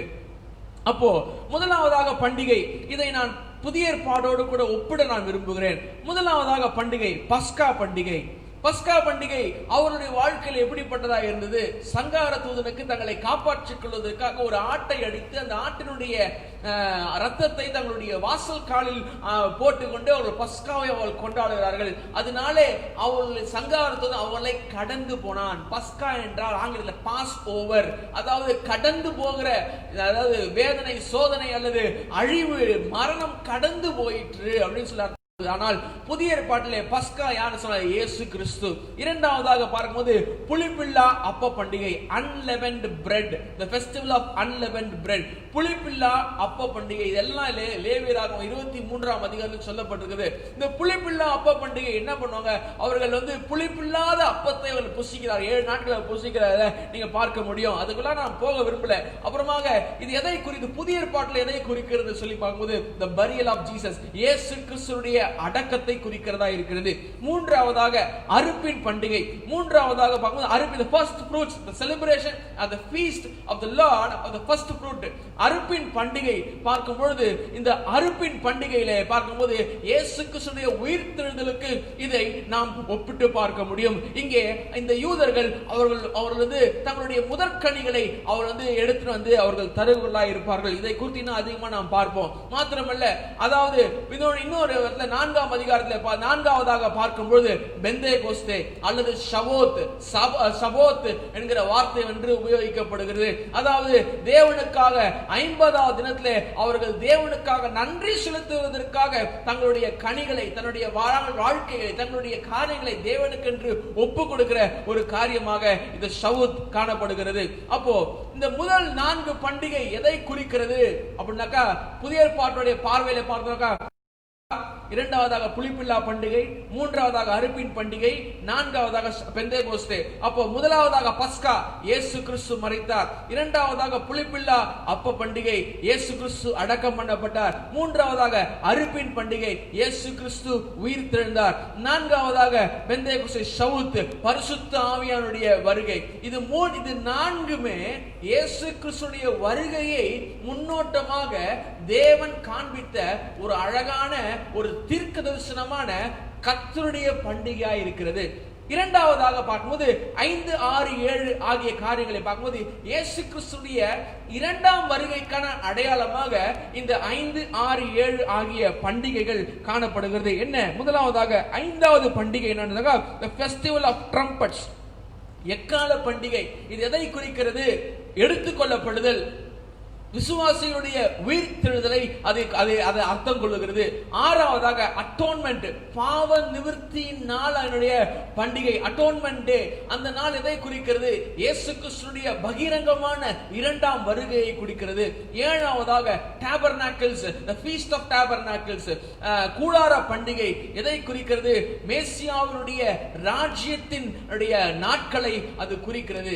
இது 7 பண்டிகைகளும் ஒவ்வொரு விருத்த சேதனம் பண்ண சாபத்தை கையாண்டு யூதனுக்கு மகனாக மகளாக பிறந்த ஆபிரகாமுடைய சந்ததியிலே மோசேயுடைய சந்ததியில் மோசேக்கு பிற்பாடு வந்த ஒவ்வொரு யூதனும் இயேசு கிறிஸ்துவின் காலம் மாத்திரமல்ல இந்த நாள் வரைக்குமாக அவர்கள் இந்த அவர்கள் கொண்டாடி கொண்டிருக்கிறார்கள். ஆனால் நானும் நீங்களும் வேதாகமத்தினுடைய ஆதாரத்தின் மூலமாக, வேதாகமத்தினுடைய ஆதாரத்தின் வாயிலாக, வேதாகமத்தின் அடிப்படையிலே நானும் நீங்களும் எந்தெந்த பண்டிகையிலே நாம் நமக்கு மிக முக்கியம், எந்தெந்த பண்டிகை நாம் அறிந்தோ அறியாமலோ நானும் நீங்களும் கொண்டாடி கொண்டிருக்கிறோம் என்று சொல்லி பார்ப்போம். முதலாவதாக பார்க்கும் பொழுது the feast of Passover, பஸ்கா பண்டிகையை நானும் நீங்களோ அறிந்தோ அறியாமலோ நாம் கொண்டாடி கொண்டிருக்கிறோம். ஏனென்று சொன்னால் the Pascha is the picture of the Passover is the picture of salvation. சுவிசேஷத்தினுடைய அல்லது ரட்சிப்பினுடைய ஒரு அழகான ஒரு காரியமாக பஸ்கா காணப்படுகிறது. இந்த பழைய ஏற்பாட்டுக்கு வந்துரும். யாத்திராகமத்தின் புத்தகம் 12ஆம் அதிகாரத்திலே நீங்க அதுக்கு 9ஆம் அதிகாரத்திலே வாசித்து பார்த்தா தெரியும். இஸ்ரவேல் ஜனங்கள் எகிப்து தேசத்திலே 430 வருட காலமாக அவர்கள் அடிமைகளாக இருக்கிறார்கள். கர்த்தர் தம்முடைய பலத்த கையினாலும் தம்முடைய ஓங்கிய புயத்தினாலும் அவருடைய 10 வாதைகளை அனுப்பித்து அவருடைய எகிப்துடைய 10 தேவர்களை அழித்து ஒரு தேவனுக்கும் தேவர்களுக்குமான ஒரு யுத்தத்திலே தேவன் ஜெயித்ததை நீங்கள் யாத்திராகமத்திலே பார்க்க முடியும். அப்பொழுது அவர்களுக்கான கடைசி வாதையாக 10வது வாதையாக சங்கார தூதனை கர்த்தர் அனுப்பி இருக்கும் போது அவர் மோசேயின் மூலமாக தம்முடைய ஜனங்களுக்கு சொன்ன ஒரு காரியம் என்னவென்று சொன்னால், நீங்கள் உங்களுடைய ஆடுகளை, ஒரு இளம் ஆடை, 1 வயதுக்குள்ளான ஒரு இளம் ஆடை நீங்கள் அடித்து நீங்கள் அதன் இரத்தத்தை துவைத்து உங்களுடைய வாசற்படியிலே நீங்கள் பூச வேண்டும். இது நிமித்தமாக சங்கார தூதன் உங்களுடைய உங்கள் வீதிகளிலே அவன் கடந்து போகும் பொழுது, இதோ அவன் உங்களுடைய வீடுகளை பார்க்கும் பொழுது, இதோ இந்த வீட்டிலே ஏதோ ஒரு ஆட்டுக்குட்டி பலியாக்கப்பட்டிருக்கிறது என்பதை அறிந்து உங்களை அழிக்காமல், உங்களுடைய முதற் பேரான அழிக்காமல் அவன் கடந்து போவான். அந்த நிமித்தமே இது ஒவ்வொரு நாள், ஒவ்வொரு வருஷமும் 7 நாட்கள் நீசான் மாதம் 14ஆம் தேதியிலே 8ஆம் தேதி முதல் கொண்டு 14ஆம் தேதி வரைக்குமாக இதை நீங்கள் கொண்டாட வேண்டும் என்று சொல்லி மோசேக்கு மூலமாக கர்த்தர் இஸ்ரவேலுக்கு ஒரு நியமமாக, ஒரு கட்டளையாக இதை அனுப்பி வைத்ததை பார்க்க முடிகிறது.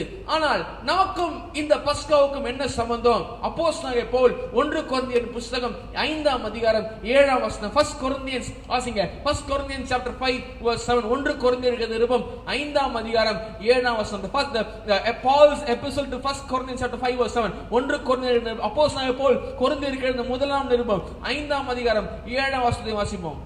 ஆகையால் நீங்கள் புளிப்பில்லாதவர்களாய் இருக்கிறபடியே புதிதாய் பிசைந்த மாவாய் இருக்கும்படிக்கு பழைய புளித்த மாவை புறம்பே கழித்து போடுங்கள். ஏனெனில் நம்முடைய பஸ்காவாகிய கிறிஸ்து நமக்காக பலியிடப்பட்டிருக்கிறாரே. நம்முடைய பஸ்காவாகிய கிறிஸ்து, நம்முடைய பஸ்காவாகிய கிறிஸ்து, நம்முடைய பஸ்காவாகிய கிறிஸ்து நமக்காக பலியிடப்பட்டிருக்கிறாரே. என் கண்பான தேவ பிள்ளைகளே, இயேசுவை கிறிஸ்து என்று விசுவாசித்த ஒவ்வொரு தேவ பிள்ளைகளும் நமக்காக, உங்களுக்காக, எனக்காக, ஒரு மனிதன் அல்ல, ஒரு தேவன் வந்து நம்முடைய பாவத்திற்காக, நம்முடைய அக்கிரமத்திற்காக, நம்முடைய மீறுதலுக்காக அவர் மரித்தார், அவர் பலியிடப்பட்டிருக்கிறார். அதனால நம்மை சுற்றி பிசாசானவன் நமக்கு நியமித்த நியாய தீர்ப்பும், தேவன் நம்மை நியமித்த நியாய தீர்ப்பும் நம்மிடத்திலிருந்து கடந்து போகிறது.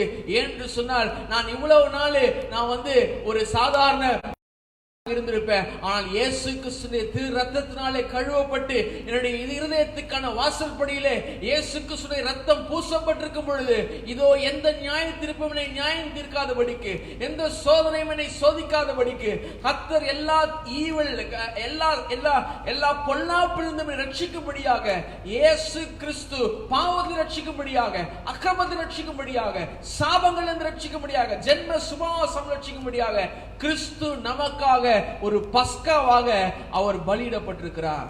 ஆனால் இதுல இன்னும் நம்ம ஆழமாக இதை நம்ம அந்த பஸ்காவை குறித்து நாம் தியானித்து பார்ப்போம் என்று சொன்னால், இதுல இன்னும் ஒரு ஆண்டவர் எவ்வளவு அழகாக அவருடைய வரலாற்றை, அவருடைய ஒரு ஸ்தாபிக்கப்பட்ட அவருடைய பஸ்காவை இயேசு கிறிஸ்து மூலமாக எப்படி நிறைவேற்றுகிறார் என்று சொல்லி பார்க்க முடிகிறது.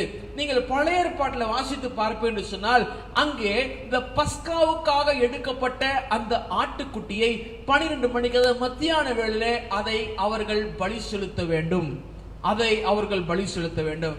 அப்படியே புதிய ஏற்பாட்டுக்கு வந்துட்டீங்கன்னாக்கா, இயேசு கிறிஸ்து நமக்கான கிருபாதார பலியாக அதே நாள் நீசான் மாதம் 14ஆம் தேதியிலே 12ஆம் தேதியிலே நமக்காக அவர் பலியானார். அதே 12 மணிக்கு. யூத நேரத்தை சொன்னா குழம்பிடுவோம். நம்முடைய நேரத்தை நான் சொல்றேன், நமக்கு புரிந்து கொள்ள நேரத்தை சொல்றேன். எப்படியாக பஸ்கா பாருங்க, ஆண்டவர் God was so sincere in his timing and his date. ஆண்டவர் அவருடைய நேரத்திலும் அவருடைய நாட்கள் காலத்திலும் அவர் மிகவும் தெளிவுள்ளவராய் இருக்கிறார். இந்த நீசான் மாதத்துல இந்த ஒரு குறிப்பிட்ட நாள்ல 12 மணிக்கு எப்படியாக ஒரு பஸ்காவுக்காக ஜனங்களை மீட்கும்படியாக எப்படியாக ஒரு ஆடு மரித்ததோ, அதே மாதிரி ஒரு ஆட்டுக்குட்டியானவர் இந்த உலகத்தின் பாவத்தை சுமந்து தீர்க்கும்படியாக வந்த ஆட்டுக்குட்டியானவர் எகிப்து தேசத்திலிருந்து இஸ்ரவேல் ஜனங்களை புறப்பட பண்ணின அந்த நாளிலே தானே இவர் தம்முடைய ஜனங்களுக்காக அந்த நாளிலே அந்த நேரத்திலே அவர் பலியிடப்பட்டார். இரண்டாவதாக ஒரு ஒற்றுமையை காண்பிக்க விரும்புகிறேன். இந்த பலியிட செலுத்தப்பட்ட இந்த ஆட்டுக்குட்டியை என்ன பண்ணுவாங்க அப்படின்னு பார்த்தாக்கா, அதை ரோஸ்ட் பண்ணுவாங்க. அது நெருப்பிலே சுட்டு அவங்க என்ன பண்ணுவாங்கனாக்கா, அதை 3 மணிக்குள்ளதாக அதை சாப்பிட்டு அவர்கள் முடிப்பாங்க. அன்றைய என்னைக்கு வெட்டுறாங்களோ அன்னைக்கு 3 மணிக்குள்ளதாக அவர்கள் சாப்பிட்டு அதை முடிப்பார்கள். அப்படியே இங்க வந்துரும். புதிய ஏற்பாட்டுல வந்து பார்த்தோம்னாக்கா, இயேசு கிறிஸ்துவை நம்முடைய நேரத்தின்படியாக 3 மணிக்கு முன்பதாக அவரை அடக்கம் பண்ணுகிறார்கள். God was so sincere in his timing and his date. ஆண்டவர் அவருடைய நேரத்திலும் அவருடைய காலத்திலும் மகா கிரமம் உள்ளவராக அவர் காணப்படுகிறார். மூன்றாவதாக ஒரு காரியத்தை காண்பித்துக் கொடுக்க விரும்புகிறேன். இந்த பழைய ஏற்பாட்டில் செய்த இந்த பஸ்காவினுடைய பலி அவருடைய பாவத்தை மூடி மறைத்ததான். ஆனால் புதிய ஏற்பாட்டிலே இயேசு கிறிஸ்து நாமத்தினால், இயேசு கிறிஸ்துவுடைய பலியினாலே, இயேசு கிறிஸ்து செலுத்தின அந்த பலியினாலே, இயேசு கிறிஸ்துவை பலியாக ஏற்றுக்கொண்ட பிதாவாகிய தேவன் பாவத்தை நம்மிடத்திலிருந்து விலக்கி போடுகிறார். Praise the Lord. இங்க பாத்தீங்கன்னாக்கா 2 வித்தியாசம் இருக்குது. பாவம் மறைக்கப்பட்டது, தேவனுடைய கண்களிலிருந்து மறைக்கப்பட்டது, அவள் வாழ்க்கையிலிருந்து மறைக்கப்பட்டது. பாவத்தை கர்த்தர் என்னாது மாற்றி போறார். ஆனால் புதிய ஏற்பாட்டுல இயேசு கிறிஸ்துவின் பலி மூலமாக பாவத்தையே அவர் எடுத்து வாழ்க்கையிலிருந்து எடுத்து போடுகிறார். இதுதான் ஆண்டவர் வரைந்த ஒரு அழகான ஒரு வரலாறு. ஆண்டவராகிய கர்த்தருக்கு தெரியும், இந்த மோசேயின் மூலமாக இஸ்ரவேல் ஜனங்களை பஸ்கா பண்டிகை செலுத்தும் போதே ஆண்டவருக்கு தெரியும், இதே மாதிரி என் குமாரன் ஒரு நாள் பஸ்காவாக இந்த ஜனத்தை மீட்கும், அநேக ஜனங்களுக்காக வார்க்கப்படும் ரத்தமாக, அநேக மக்களுக்காக அடிக்கப்படும் ஆட்டுக்குட்டியாக என் மகனும் ஒரு காணப்பட போகிறாரு. ஆகினால God was so prepared. ஆண்டவர் தன்னுடைய நேரத்திலே அவர் தெளிவாக அவர் காணப்படுகிறதை நாம் பார்க்க முடியும். அதுதான் சொன்ன ஆரம்பத்திலே, பழைய ஏற்பாட்டிலே அவர் காரியங்களை ஸ்தாபித்தார், புதிய ஏற்பாட்டிலே அவர் காரியத்தை நிறைவேற்றினார். நானும் நீங்களும் இயேசு கிறிஸ்துவை நம்முடைய சொந்த இரட்சகராக ஏற்றுக்கொள்ளும் பொழுது, நம்ம இரட்சகராக, ராஜாவாக, தேவனாக, நம்மை ஆளுகிற ஆண்டவராக, பரத்திலிருந்து வந்த ஆட்டுக்குட்டியானவராக நான் ஏற்றுக்கொள்ளும் போது அவருடைய ரத்தம் என் பாவங்களை கழுவுகிறது. 1 யோவான் 1 அதிகாரம் 9 வசனத்துல வாசிக்கும் பொழுது வாசிங்க. First John chapter 1 verse 9. யோவானுக்கு எழுதின 1 நிருபம் 1 அதிகாரம் 9 வசனத்தை வாசிக்க கேட்போம். நம்முடைய பாவங்களை நாம் அறிக்கையிட்டால் பாவங்களை நமக்கு மன்னித்து எல்லா அநியாயத்தை நீக்கி நம்மை சுத்திகரிப்பதற்கு, பாவத்தை மன்னிக்கிறாரு, அநியாயத்தை சுத்திகரிப்பதற்கு அவர் உண்மையும் அவர் நீதி உள்ளவராக இருக்கிறார். Praise the Lord. Praise the Lord. அப்போ பிசாசானவன் உங்களுடைய என்னுடைய இதயத்தை பார்க்கும் பொழுது, சங்கார தூதன் உங்களுடைய என்னுடைய இயேசு கிறிஸ்து ஏற்றுக்கொள்ளுடைய ஒவ்வொருடைய இருதயத்தை பார்க்கும்போது, இருதயமாகிய வாசல்படியிலே கிறிஸ்துவின் ரத்தம் நமக்காக பூசப்பட்டிருக்கிறது. சங்கார தூதன் மரணம் நம்மளை பாதிக்காது, வியாதிகள் நம்மளை பாதிக்காது. ஆவிக்குரிய நிலைமையில மாம்சத்துக்குரிய நிலைமையில என்ன வந்தாலும் அவருடைய ரத்தம் என்னுடைய எல்லாவற்றுக்கும் அது பதிலாக இருக்கும். அதனால்தான் நமக்கு நம்முடைய மூதாதையர்கள் சொல்லி கொடுத்துருக்காங்க, எதனா ஒரு பிரச்சனை வரும்பொழுது, எதனா ஒரு ஜெபம் பண்ணும்போது, ஜெபம் டக்குன்னு வரலனாக்கா ஒன்று சொல்லுங்க, இயேசு கிறிஸ்துவின் ரத்தம். இது பைபிள்ல எங்கேயுமே கிடையாது, இது வசனம் கிடையாது. ஆனால் நமக்கு நம்மளுடைய வாழ்க்கை, நம்முடைய மூதாதையர்கள் முற்பிதாக்கள் அவர் வாழ்க்கையில் அனுபவித்த ஒரு காரியம், இயேசு கிறிஸ்துவின் ரத்தம் என் பாவத்திற்கான பரிகாரமாக இருக்கும் என்று சொன்னால், அந்த இயேசு கிறிஸ்துவின் ரத்தம் என் வாழ்க்கைக்குரிய எத்தனை பிரச்சனையா இருந்தாலும் அத்தனை பிரச்சனைக்கும் அது மருந்தாக, அது ஒரு விடிவாக, அது ஒரு ஆன்சராக, பதிலாக அதை காணப்படும். முதலாவதாக பஸ்கா பண்டிகை, கிறிஸ்து மரித்து ரட்சிப்பை தந்தார். இரண்டாவதாக நம்முடைய வாழ்க்கையிலே தேவன் தந்த இரண்டாவது பண்டிகை என்னவென்று சொன்னால், the feast of Pentecost, Pentecost பண்டிகை. இந்த பெந்தேகோஸ்தே பண்டிகை 50 நிறைய காரியங்களை சொல்லியிருந்தேன்.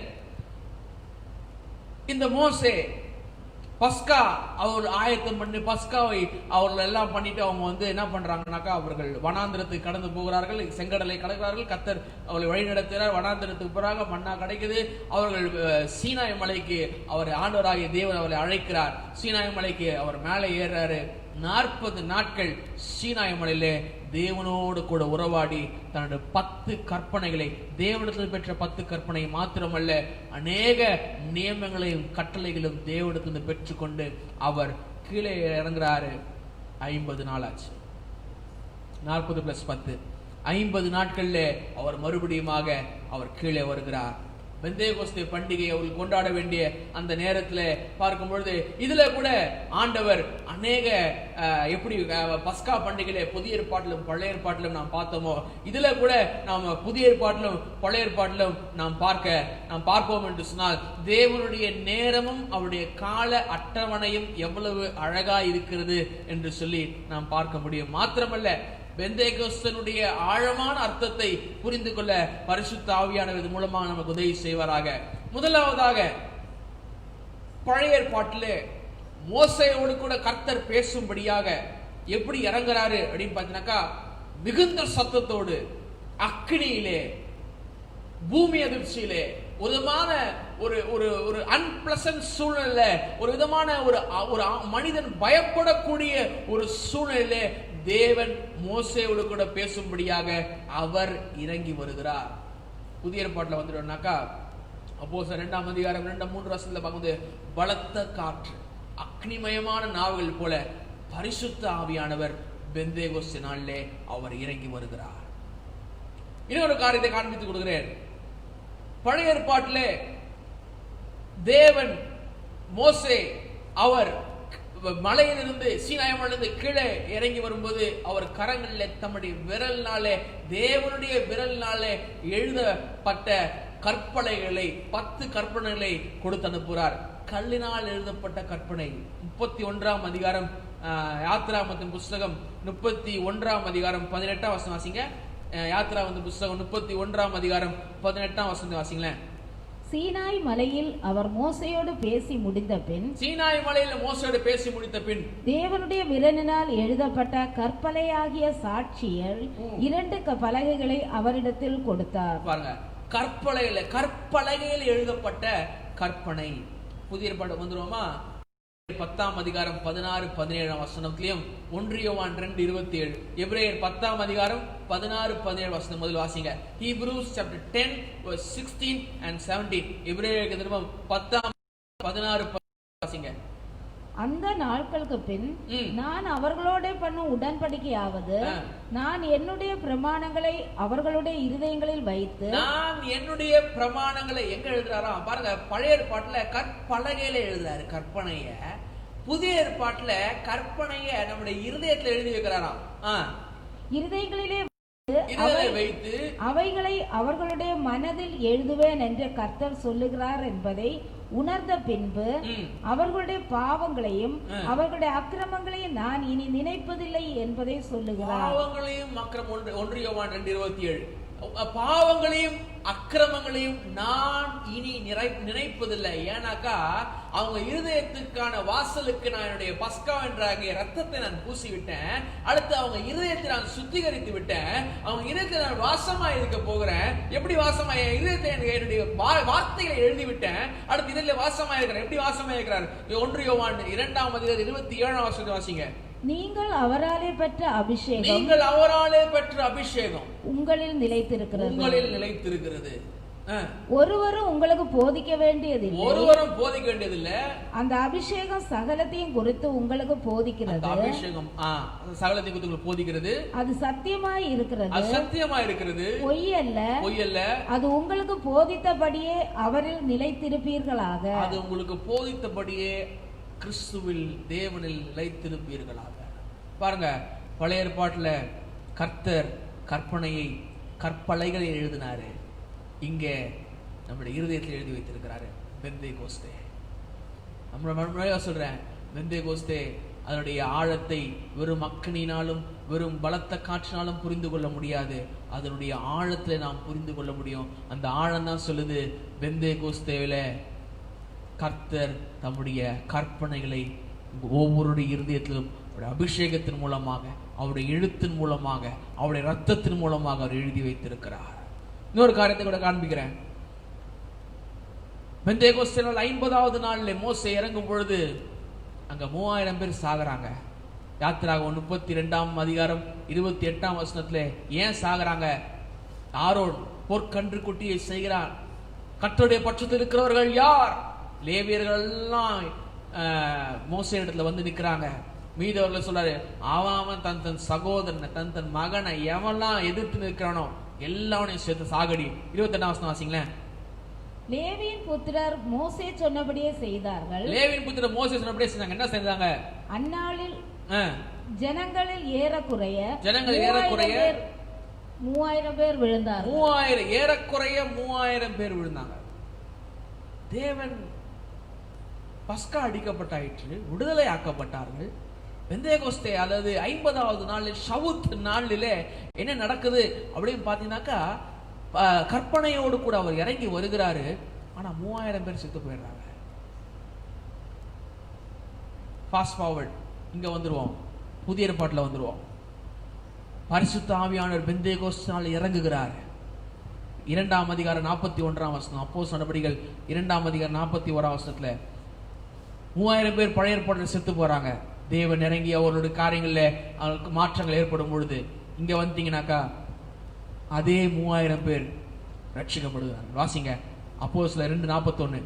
அவனுடைய வார்த்தையை சந்தோஷமாய் ஏற்றுக்கொண்டவர்கள், அவருடைய வார்த்தையை பேதுருடைய வார்த்தையை சந்தோஷமாய் ஏற்றுக்கொண்டவர்கள் சந்தோஷமாய் ஏற்றுக்கொண்டவர் ஞானஸ்நானம் பெற்றார்கள். அன்றைய தினம் ஏறக்குறைய 3000 பேர் சேர்த்துக் கொள்ளப்பட்டார்கள். 3000 ஏறக்குறைய. அதே வார்த்தையை கர்த்தர் அழகா பாத்தீங்களா? இதுதான் ஆண்டவருடைய பெயிண்டிங், இதுதான் ஆண்டவருடைய ஒரு வண்ண புகைப்படம். கர்த்தர் அவர் வரலாற்றை, அவருடைய கதையை, அவருடைய ஹிஸ்டோரி, அவருடைய காரியத்தை எப்படியாக பழைய ஏற்பாட்டில் ஸ்தாபித்தார், எப்படியாக புதிய ஏற்பாட்டில் அவர் நிறைவேற்றுகிறார். மாத்திரமல்ல, பெந்தேகோஸ்தே நாள்ல 50ஆம் நாள்ல பாத்தீங்கன்னாக்கா யாத்திராகமம் 33-34ஆம் அதிகாரத்துல மறுபடியும் கற்பனை எழுதி கொடுத்து என்ன பண்றாருனாக்கா, சாதாரண ஒரு கூட்ட ஜனமாக இருந்த எபிரேய மக்களை இஸ்ரவேல் என்கிற தேசமாக அவர் மாற்றுகிறார். அப்படியே புதிய ஏற்பாட்டுக்கு வந்துட்டீங்கன்னாக்கா ஆண்டவர் 2ஆம் அதிகாரம் அப்போஸ்தலர் நடவடிக்கைகள் 2ஆம் அதிகாரம் 46 47 வருஷத்துல நீங்கள் வாசித்து பார்க்கும்பொழுது அங்க தேசத்தை உருவாக்கின கர்த்தர் இங்க திருச்சபையை அவர் நிறுவனம் செய்கிறார். இங்க திருச்சபையை அவர் உண்டாக்குறார். வாசிங்க 46 47. அவர்கள் ஒருமனப்பட்டவர்களாய் தேவாலயத்திலே அனுதினமும் தரித்திருந்து வீடுகள் தோறும் அப்பம் பெற்று மகிழ்ச்சியோடும் கபடமில்லாத இருதயத்தோடும் போஜனம் பண்ணி தேவனை துதித்து ஜனங்கள் எல்லாரிடத்திலும் தயவு பெற்றிருந்தார்கள். ரட்சிக்கப்படுகிறவர்களை கர்த்தர் அனுதினமும் சபையிலே சேர்த்து கொண்டு வந்தார். பாருங்க, ஆண்டவர் அப்போ உண்மையாவே நம்முடைய ஒவ்வொரு திருச்சபையினுடைய ஹாப்பி பர்த்டே எப்பனாக்கா சீவான் மாதம் 5ஆம் தேதி, அதாவது இந்த பெந்தேகோஸ்தே நாள்.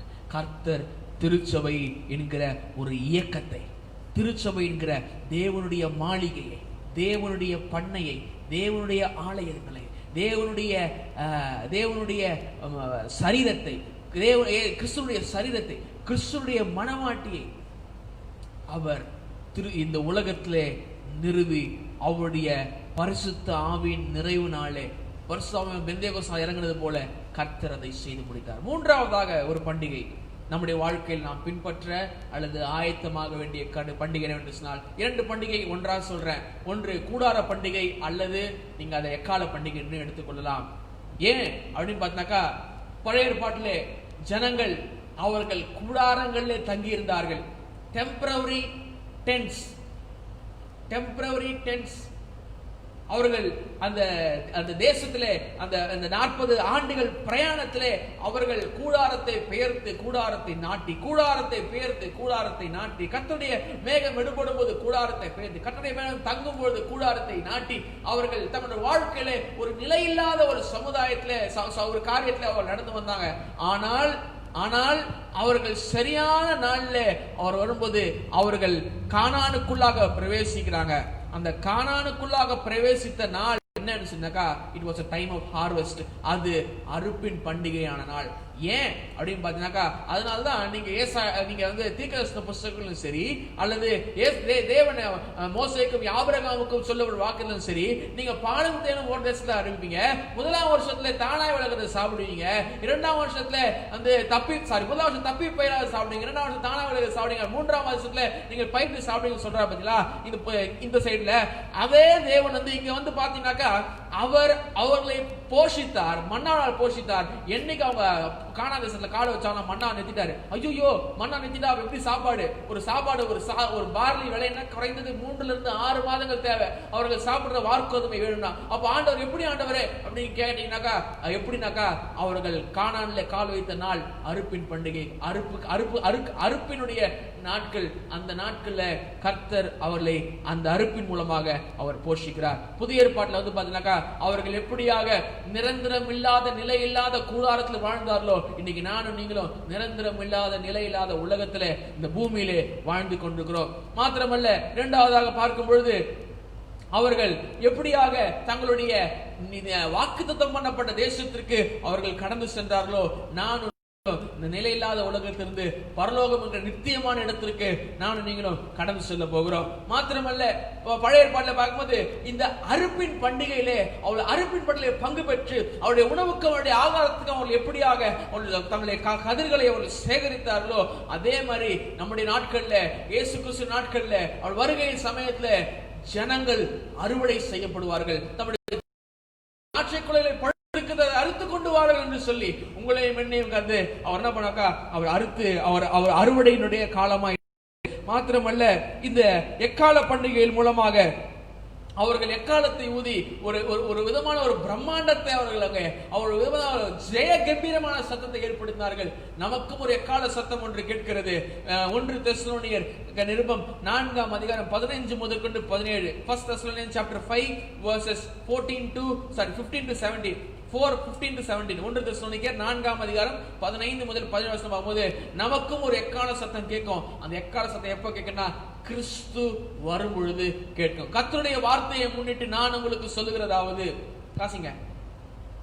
கர்த்தருடைய வார்த்தையை முன்னிட்டு நாங்கள் உங்களுக்கு சொல்லுகிறதாவது, கர்த்தருடைய வருகை மட்டும் உயிரோடும் நாம் நித்திரை அடைந்தவர்களுக்கு முந்திக் கொள்வதில்லை. ஏனெனில் கர்த்தர் தாமே ஆரவாரத்தோடும் பிரதான தூதருடைய சத்தத்தோடும் தேவ எக்காலத்தோடும் வானத்திலிருந்து இறங்கி வருவார். அப்பொழுது கிறிஸ்துவுக்குள் மரித்தவர்கள் முன்னாடி எஞ்சுப்பாங்க, பின் உயிரோடு நாமும் கர்த்தருக்கு எதிர்கொண்டு போக மேகங்களின் மேல் அவரோட கூட ஆகாயத்தில் எடுத்துக் கொள்ளப்பட்டு இவ்விதமாய் எப்பொழுதும் கர்த்தருடனே கூட இருப்போம். இயேசு கிறிஸ்து வரும்போது ஒரு எக்கால சத்தம் கேட்க போது நமக்கு மன்னிப்பு கேட்கறதுக்கு அதிக நாட்கள் இல்ல, ஒரு செகண்ட் தான் இருக்கு. ஏன் இயேசு கிறிஸ்துவின் வருகை ஒரு fraction of செகண்ட்ல காணப்படுகிறது.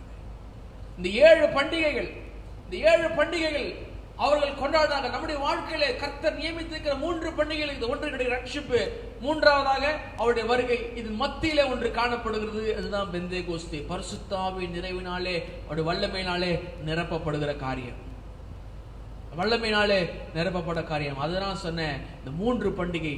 நீங்கள் ரட்சிக்கப்படும் பொழுது உங்களுக்காக அடிக்கப்பட்ட பஸ்கா, நீங்கள் பரலோகத்திற்கு செல்லும் பொழுது எக்கால சத்தம், இது மத்தியிலே இருக்கக்கூடிய ஒரே பண்டிகை. நீங்களும் நானும் வாழ்கிற பரிசுத்த ஆவியினால் நிரப்பப்பட்டு நாம் வாழ்கிற வாழ்க்கை. அதனால்தான் பிசாசானவன் இந்த பெந்தேகோஸ்தே என்கிற வார்த்தையை கிறிஸ்தவர்கள், தேவனுடைய பிள்ளைகள் என்று சொல்லிக் கொள்ளுகிறவர்கள் ஏற்றுக்கொள்ளாதபடி இதை பிரித்து இதனுடைய உருவத்தை மாற்றி இன்றைக்கு அநேக தேவ பிள்ளை வஞ்சித்துக் கொண்டிருக்கிறார். நல்லா கவனிச்சு பாருங்க. எல்லாரும் சரியான திருத்துவத்தை நம்புகிற, பிதாகுமாரன் பரிசுத்தாவியை நம்புகிற எல்லா டினாமினேஷன்ஸ், எல்லா சபையை கவனித்து பாருங்க.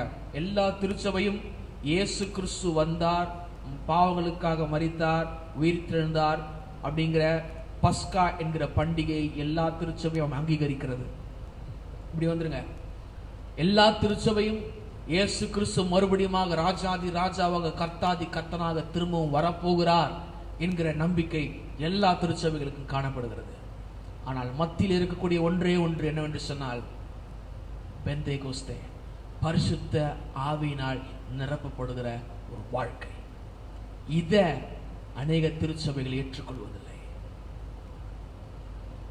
பிசாசானவனுக்கு தெரியும், நீங்க ரட்சிக்கப்பட்டா ஓகே ஃபைன், நீங்க இயேசு கிறிஸ்து வருகைக்காய் காத்துக்கொண்டு ஓகே ஃபைன். ஆனால் இது ரெண்டும் சரியாக தொடர்புக்குள்ளாய் கொண்டு வருது பரிசுத்த ஆவியானவர். பெந்தேகோஸ்தே என்று சொன்னால், what is Pentecost?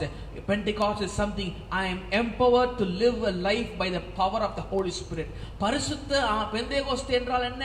ஒரு ஆவிக்குரிய அர்த்தம் என்று சொன்னால் பரிசுத்த ஆவியினால் நிரப்பப்பட்ட ஒரு வாழ்க்கை தான் ஒரு பெந்தேகோஸ்தே வாழ்க்கை. இன்னைக்கு திருச்சபையிலே குடும்பங்கள் உடைந்து போய் கொண்டிருக்கிறது. ஏன்? பரிசுத்த ஆவியானுடைய வல்லமை குடும்பங்கள்ல காணப்படுகிறது. இன்றைக்கு திருச்சபையில் ஜனங்கள் தோற்று போகிறார்கள். ஏன்? பரிசுத்த ஆவியானுடைய வல்லமை காணப்படுகிறது. இன்றைக்கு திருச்சபையில் நான் ரட்சிக்கப்படுகிறேன் என்று சொல்லுகிறது, ஆனாலும் தேவனுக்கு பிரியமாக காணப்படுகிறது. ஏன்? பரிசுத்த ஆவியானுடைய ஞானஸ்தானம் நிரப்புதல் காணப்படுகிறது. இன்றைக்கு திருச்சபை அந்த இயேசு கிறிஸ்து வருகைக்காக வருகை வருகை வருகை என்று பேசிக் கொண்டிருக்கிறது.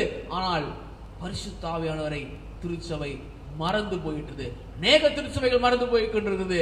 ஆனா நீங்க நானு அந்த உன்னதத்திலிருந்து வந்த வருகிற பலனாலே தரிப்பிக்கப்படவில்லை என்று சொன்னால், அந்த பரிசுத்த ஆவியானுடைய பலத்தினாலே தரிப்பிக்கவில்லை என்று சொன்னால், என்னாலே தேவன் இயேசு கிறிஸ்து மூலமாய் கொடுக்கிற பரிபூர்ண வாழ்வை என்னால் பெற்றுக்கொள்ள முடியாது. ஒரு செழுமையான வாழ்வை பெற்றுக்கொள்ள முடியாது.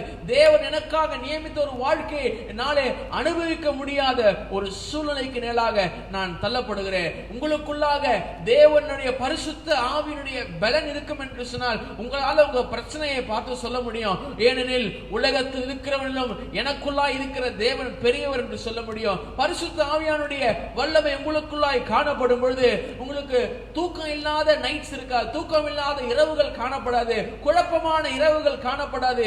ஏன்னு சொன்னாக்க அப்போஸ்தலனாகிய பேதுருடைய வாழ்க்கையை கவனித்து பாருங்க. அவன் தன்னுடைய வாழ்க்கையில எல்லாம் சுவட்டு சம்மாடி அடிக்கிறாங்க. அடிச்சிட்ட பிறகு அவன் நைட்ல நாளை காலையில் அவனை சாகடிக்க போறாங்க. எல்லாம் தெரிந்தும் நல்லா தூங்குறான். பரிசுத்த ஆவியினாலே நிரப்பப்பட்ட பேதுரு, அந்த பேதுரு வாழ்க்கையில பாருங்க, ஏன்னு சொன்னா சொன்னா அதேதான் அப்போஸ்தலனாகிய பவுல் சொல்றாரு. தன் வாழ்க்கை இதுவரைக்கும் மற்றவங்களை அடித்து அப்போஸ்தலனாகிய பவுல் இயேசு கிறிஸ்து ஏற்றுக்கொண்டு தான் அடி வாங்கி கொண்டிருக்கிறாரு. அந்த சமயத்துல சொல்றாரு, ரோமர் 8 சொல்றாரு, இவைகளை குறித்து நாம் என்ன சொல்லுவோம்? தேவன் நம்முடைய பட்சத்தில் இருந்தால் நமக்கு விரோதமாய் இருப்பவன் யார்? நீங்க தேவனை சேவிக்கிறதுக்கும் தேவனை சார்ந்திருக்கிறதுக்கும் பரிசுத்த ஆவியானுடைய பலன் உங்களுக்கு அவசியம். பிசாசானவன் நீங்கள் இயேசு கிறிஸ்துவை பேசும்போது சும்மா இருப்பார், நீங்கள் வருகையை குறித்து பேசும்போது சும்மா இருப்பான். ஆனால் நீங்கள் பரிசுத்த குறித்து அறிந்து கொள்ளும் பொழுது, பரிசுத்த ஆவியானுடைய வல்லமையை குறித்து புரிந்து கொள்ளும் போது, பெந்தேகோஸ்தேனுடைய வார்த்தை அர்த்தத்தை, அதனுடைய கொள்கை, அதனுடைய அர்த்தங்களை நாம் புரிந்து கொள்ளும் போது பிசாசானவன் எப்படி வருவானாக்கா வெள்ளம் போல வருவான். ஆனா நல்லா ஞாபகம் வச்சுக்கோங்க, நீங்களும் நானும் அந்த உன்னதத்தில் வந்த பெலனால் பரிசுத்த ஆவியினால் நிரப்பப்பட்டிருப்பேன் என்று சொன்னால் வெள்ளம் போல சத்துரு வரும்பொழுது கர்த்தருடைய ஆவியானவர் அவனுக்கு விரோதமாக அவர் கொடி பிடிப்பார். Praise the Lord. இன்னைக்கு பெரிய பெரிய நிறுவனங்கள், பெரிய பெரிய சபைகள் இருக்கிறது, அங்கே ஒரு மனம் இல்லை. ஏன் இல்லை? ஒருமனப்படுத்துகிற பரிசுத்த ஆவியானவர் அங்கே காணப்படுவதில்லை. இன்னைக்கு அநேகர் ரட்சிப்பை நம்புகிறார்கள், அநேகர் இயேசு கிறிஸ்து வருகையை நம்புகிறார்கள், அவர்கள் எல்லாம் நம்புறாங்க. ஆனால் பரிசுத்த ஆவியானவர் வருகிற அவருடைய வல்லமை, பரிசுத்த ஆவியானவர் வருகிற அவருடைய வரங்கள், அவருடைய கனி, அவருடைய வழி, அவருடைய சுத்தம், அவருடைய ஆலோசனையை இன்றைக்கு ஜனங்கள் நம்புவதில்லை. இன்றைக்கு திருச்சபையை உலுக்கி கொண்டிருக்கிற காரியம் என்னவென்று சொன்னால் பெந்தேகோஸ்தேங்கிற வார்த்தை. ஏன் இந்த பெந்தேகோஸ்தேயை பத்தி கிறிஸ்தவம் புரிஞ்சுக்கிட்டானா? கர்த்தருடைய ஆவியானவருடைய நிரப்புதலை பற்றி கிறிஸ்தவம் புரிஞ்சுக்கிட்டானாக்கா அவன் வாழ்க்கை ஜெயகம்பீரமான வாழ்க்கையா இருக்கும்.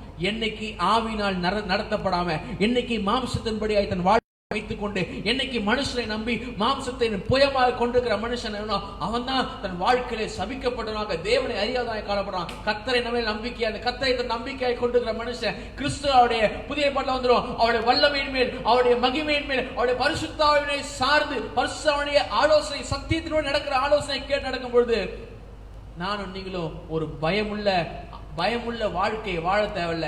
ஏன்? 1-2 தீமோத்தேயு 1:7 நினைக்கிறேன், அது சொல்றாரு, தேவன் நமக்கு பயமுள்ள ஆவியை கொடுக்கவில்லை, அவர் பலனும் அன்பும் தெளிந்த புத்தியும் உள்ள ஆவியை கொடுத்திருக்கிறார். நானும் நீங்களும் இனிமேல் சந்தேகப்பட முடியாது. ஏன்? என் நாமத்தினாலே பிதா அனுப்ப போகிற அந்த தேற்றரவாளன் என்ன பண்றாருனாக்கா எல்லாவற்றையும் உங்களுக்கு போதித்து, நான் உங்களுக்கு சொன்ன எல்லாவற்றையும் உங்களுக்கு அவர் நிறைவேற்றுவார். நீங்க நானும் வல்லமை இல்லாம பலன் இல்லாம சோர்ந்து போக போறதில்லை. ஏன்? பரிசுத்த உங்களுக்கு வரும்பொழுது நீங்கள் பலனடைந்து எனக்கு சாட்சியா இருப்பீங்க.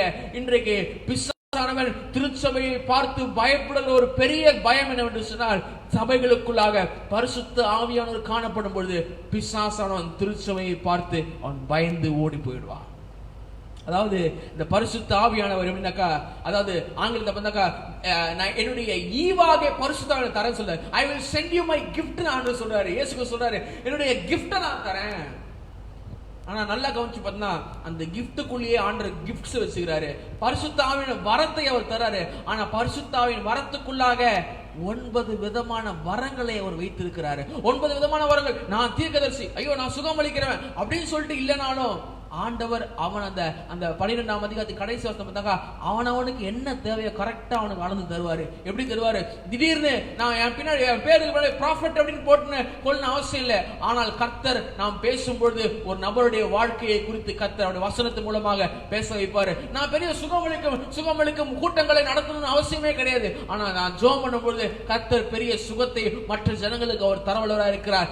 என்ன தேவையோ அதை சரியா செய்வார். ஏதோ பிரச்சனையில மாட்ட போறேன், அந்த பிரச்சனை தெரிய எனக்கு விரோதமா மக்கள் ஆலோசனை கூறுகிறார்கள். அந்த சமயத்தில் பரிசுத்த ஆவியானவர் பகுத்தறிகிற வரத்தை உங்களுக்கு எனக்கு தலைவராக, ஐயோ விசுவாசம் சோர்ந்து போகிற விசுவாசம் என்ற வரத்தை அவர் தரவல்லவராக இருக்கிறார். ஐயோ தேவனோட ரகசியம் பேசணும், அந்நிய பாஷையினுடைய வரத்தை அவர் தரார். ஐயோ தேவனுடைய பேசுறது என்னன்னு புரியலையே, பாஷைகளை வியாக்கியானம் செய்கிற வரத்தை அவர் தருகிறார். வசனம் புரியல, வசனத்தை ஞானத்தை புத்தியை தெளிவிக்க ஞானத்தை அவர் வரத்தை அவர் தர அவர் வல்லவராக இருக்கிறார். இது எல்லாத்தையும் தனித்தனியா அவர் தராரோ இல்லையா தெரியல, அல்லது ஒருத்தருக்கு இது எந்த சொல்லிக்க முடியுமா எனக்கு தெரியாது. ஆனா ஒண்ணு மட்டும் தெரியும், அந்த கிஃப்ட்டுக்குள்ள பரிசுத்த ஆவியானவருக்குள்ள கிஃப்ட்ஸ் இருக்குது, வரங்கள் இருக்குது. 9மே எல்லாருக்கிட்ட இருக்கும். ஆனா எந்த சமயத்துல எதை உபயோகப்படுத்த வேண்டும் என்று சொல்லி பரிசுத்த ஆவியானவர் சார்ந்து இருக்கும் பொழுது பரிசுத்த ஆவியானவருக்கு உதவி செய்ய அவர் வல்லவராக இருக்கிறார்.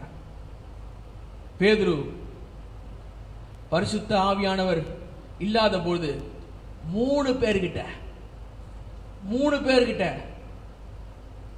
நான் இயேசு கிறிஸ்துவை பின்பற்ற சொல்றதுக்கு பயந்தாரு. அப்படியே அப்போஸ்தலர் அப்படி 2ஆம் அதிகாரத்துல இருந்தாக்கா 3000 பேர்கிட்ட என் ஆண்டவர், என் ரட்சகர், என் தேவன், என்னை வழி நடத்துகிறவர், என்னை நித்தியத்துக்கு நடத்துகிறவர் என் இயேசு கிறிஸ்து என்று சொல்ல ஒரு தைரியத்தை தந்தது பரிசுத்த ஆவியானவருடைய வல்லமை. அப்போ அவர் he was empowered by the Holy Spirit. அந்த 2:12 வாசி பார்த்தீங்கன்னாக்கா எல்லாரும் பிரமித்து சந்தோஷப்பட்டு இது என்னமாய் முடியுமோ என்று ஒரு சொல்லிக்கிறாங்க. பரிசுத்த ஆவியானவர் பிரம்மாண்டமானவருங்க, பிரமிக்க சக்க செய்வர், சந்தோஷத்தை தர, சமாதானத்தை தர வல்லமை உள்ள தேவன்.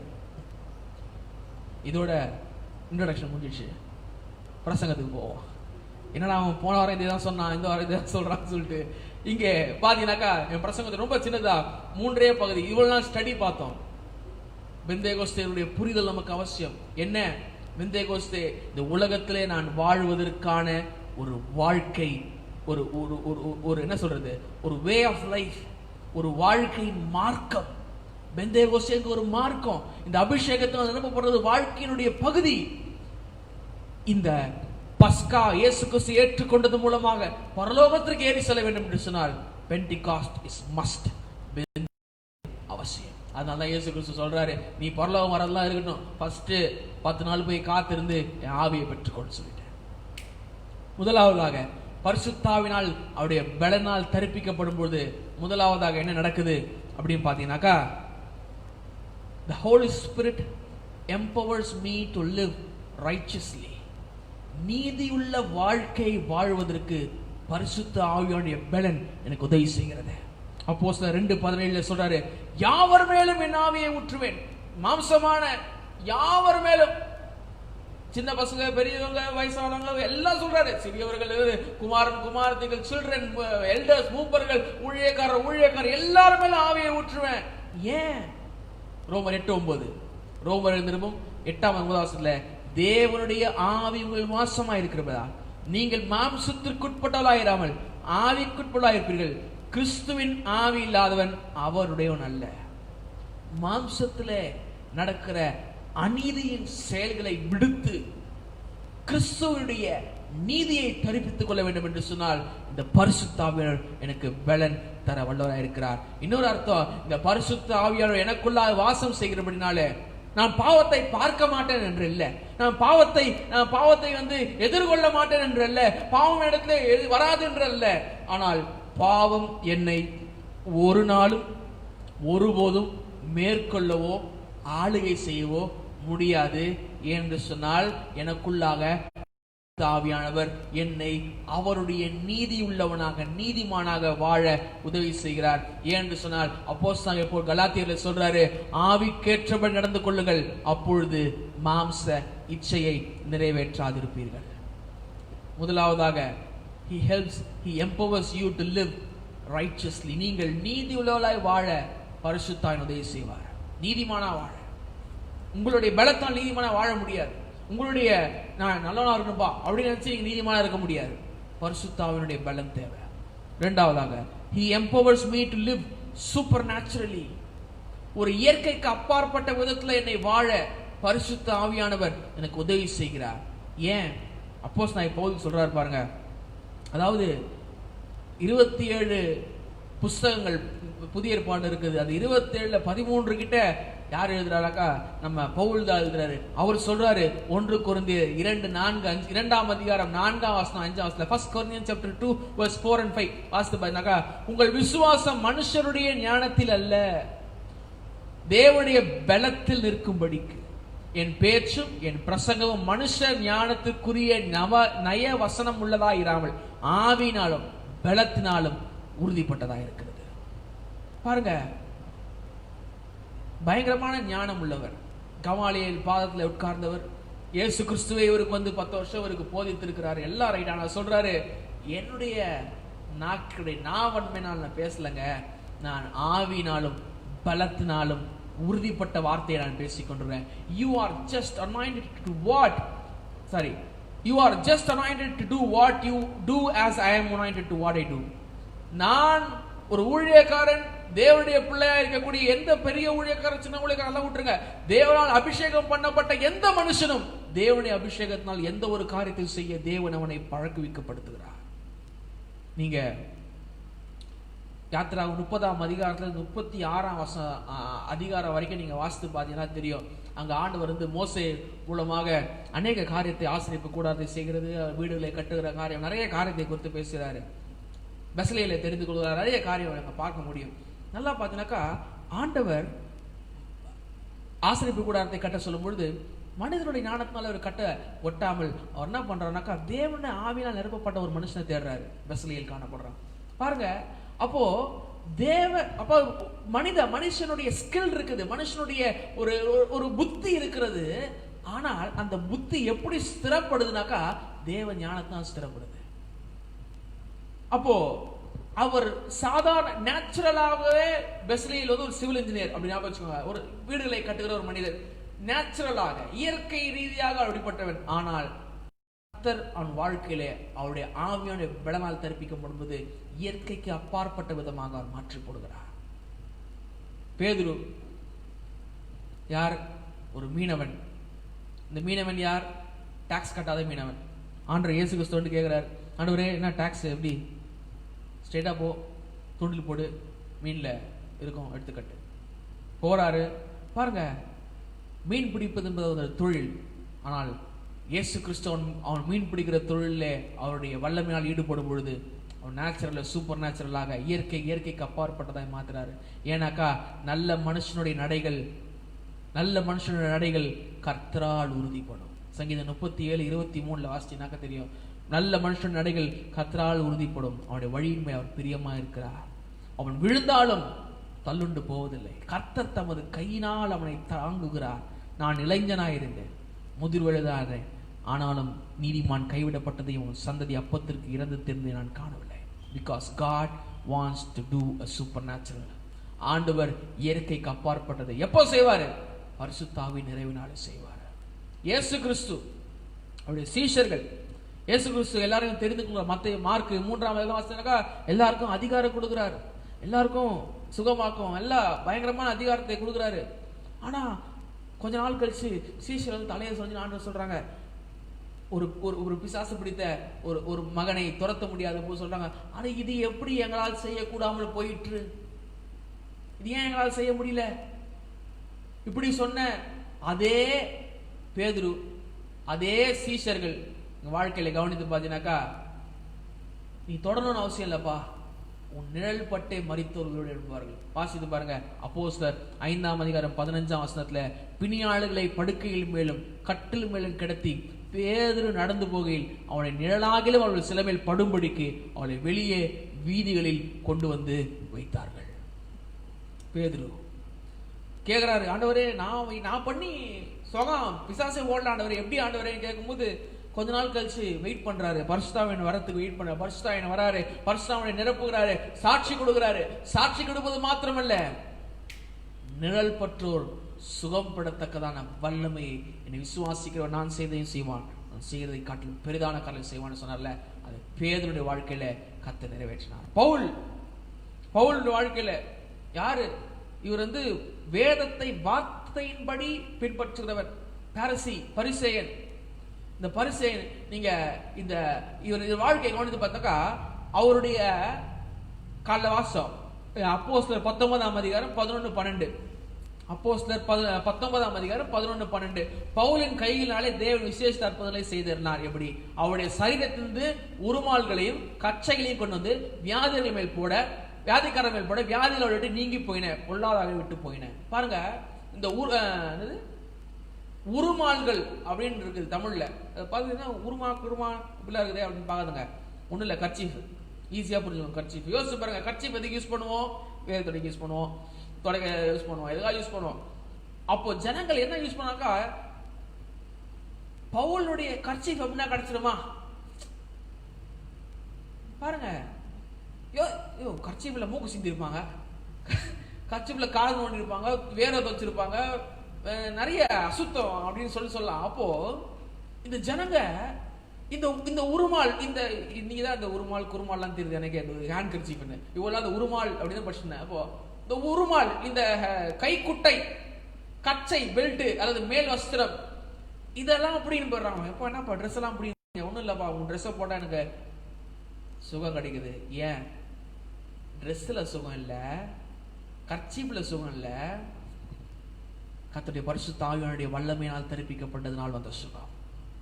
பிகாஸ் ஆண்டவர் பேதுரு, பவுல், சீஷருடைய வாழ்க்கையில் உள்ள இயற்கையே பரிசுத்த ஆவியால் நிரப்பும் போது இயற்கைக்கு அப்பாற்பட்டதாய் மாறுது. Super natural. கடைசியாக, ரொம்ப நேரம் எடுத்துக்க மாட்டேன், கடைசியாக he empowers me to fulfill his mission.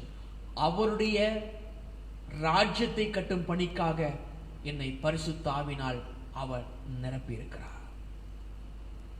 Pentecost நாளை நாம கீழே விழுந்து புரள்றது, கொல கொல கொலான்னு கத்துறது, எகிரி வானத்துக்கும் பூமிக்கும் குதிக்கிறது, ஓடுறது, ஓடியாடுறது, உருண்டு புரள்றது, அப்படியே கையெல்லாம் அப்படியே என்ன சொல்றீங்க, முடியெல்லாம் தூக்கிக்குமே, அது என்ன சொல்றீங்க தமிழ்ல? சிலுக்கிறது, புல்லரிக்குது. எதுவும் அரிக்காது. அதெல்லாம் சரீர பிரகாரமான காரியம். பரிசுத்த ஆவியானுடைய நிரப்புதல் சரீரத்திற்கு அப்பாற்பட்டது. பரிசுத்த ஆவி நிரப்புதல் இயற்கைக்கு அப்பாற்பட்டது. அப்போஸ்தலனாகிய பவுல் 2 தெசலோனிக்கர் 2ஆம் அதிகாரம் 13ஆம் வசனத்துல ஒரு அழகான வார்த்தை சொல்றாரு. 2 Thessalonians chapter 2 verse 13. 2 தெசலோனிக்கர் 2ஆம் அதிகாரம் கடைசியா வசனம் வாசித்து முடிப்போம். 2 தெசலோனிக்கர் 2ஆம் அதிகாரம் 13ஆம் வசனத்துல அவர் சொல்றாரு, கர்த்தருக்கு பிரியமான சகோதரரே, நீங்கள் ஆவியினாலே பரிசுத்தமாக்கப்படுகிறதுனாலும், பாருங்க, you are being sanctified by the Spirit. அடுத்து சத்தியத்தை ஆவியினாலே, ரட்சிக்கும்படிக்கு ஆவியினாலே, ஆதி முதல் தேவன் உங்களை தெரிந்து கொண்டபடினாலே ஆவியினாலே, நாங்கள் உங்களை குறித்து எப்பொழுதும் தேவனை ஸ்தோத்திரிக்க கடலாக இருக்கிறோம். 14ஆம் வசனம், நீங்கள் நம்முடைய கர்த்தராகிய இயேசு கிறிஸ்துவின் மகிமையை அடையும் பொருட்டாக எங்கள் சுவிசேஷத்தினாலே இந்த ரட்சிப்பு அந்த ரட்சிப்புக்கு அவர் உங்களை அழைத்தார். ஆவியினாலே பரிசுத்தமாக்கப்படுதல். எதுக்கு? சுவிசேஷத்தை பிரசங்கிப்பதற்காக கர்த்தர் உங்களை அழைத்திருக்கிறார். 3 காரணத்தை சொன்னேன். பெந்தேகோஸ்து நாளில் ஏற்படுகிற ஃபர்ஸ்ட் சொன்னது போல பெந்தேகோஸ்து ஒரு மனிதனுடைய வாழ்க்கையில, ஒரு கிறிஸ்தவ வாழ்க்கையில பஸ்கா இருக்குது. இயேசு கிறிஸ்துனுடைய பாடு, மரணம், உயிர்த்தெழுதல் காணப்படுது, நல்லதுதான். இயேசு கிறிஸ்துவின் வருகை காணப்படுதுதான். ஆனால் பெந்தேகோஸ்து பரிசுத்த ஆவியினால் நிரப்பப்பட்டு நடத்தப்படுகிற ஒரு வாழ்க்கை. பெந்தேகோஸ்து எப்படி புரிஞ்சுவாங்க? பெந்தேகோஸ்து கத்துறது, கூச்சல் போடுறது, வெள்ளை ட்ரெஸ் போடுறது, மொட்டை அடிக்கிறது, மீசை எடுக்கிறது கிடையாது. நகை கழட்டி போடுறது, அப்புறம் வேற என்னது, நிறைய காரியங்கள், செருப்பு போடாம இருக்குது, முக்கா வேஷ்டி போடுறது, கையில ஜோத்லா பை போடுறது பெந்தேகோஸ்தே கிடையாது. அதெல்லாம் அவருடைய தனிப்பட்ட பிரதிஷ்டை. பெந்தேகோஸ்தே பரிசுத்த ஆவியினால் நிரப்பப்பட்டு, அவருடைய பலனால் தரிப்பிக்கப்பட்டு, பரிசுத்த ஆவியினால் நடத்தப்படுகிற ஒரு வாழ்க்கை பெந்தேகோஸ்தே. இதுதான் என்னை நித்தியத்திற்கு என்னை எடுத்துக்கொண்டு செல்வதாக இருக்கிறது. ஆங்கிலத்தில் ஒரே ஒரு வார்த்தை வந்து சொல்லி முடிக்கிறேன். Pentecost is about empowering believers with supernatural ability to fulfill an important mission. இந்த பெந்தேகோஸ்தே என்பது விசுவாசிகளை, சீஷர்களை, அப்போஸ்தலர்களை, தேவனுடைய பிள்ளைகளை ஒரு இயற்கைக்கு அப்பாற்பட்ட ஒரு பலத்தினாலே தரிப்பித்து அவர்களை தேவனுடைய ராஜ்யத்தை பிரசங்கிக்கிற, பிரஸ்தாபப்படுத்துகிற, பிரவகண்டப்படுத்துகிற ஒரு வேலைக்காக பலப்படுத்தப்படுகிற ஒரு அனுபவம் தான் இந்த பெண்டெகாஸ்ட். ஜெபம் செய்வோம். இன்னைக்கு ஆண்டவர் உங்களோடு கூட இதை குறித்து அநேக காரணம் நான் பேசியிருந்தேன். பழைய ஏற்பாட்டில், புதிய ஏற்பாட்டில், பேதுருடைய வாழ்க்கையில, பவுலுடைய வாழ்க்கையில, சீஷனுடைய வாழ்க்கையில. ஆனால் உங்களை எதை தொட்டதோ அதை நீங்கள் தேவனிடத்தில் நீங்க ஜெபம் பண்ணுங்க. ஆனால் ஒரே ஒரு காரியத்தை மாத்திரம் நான் மறுபடியும் ஆணித்தரமாய் சொல்கிறேன்.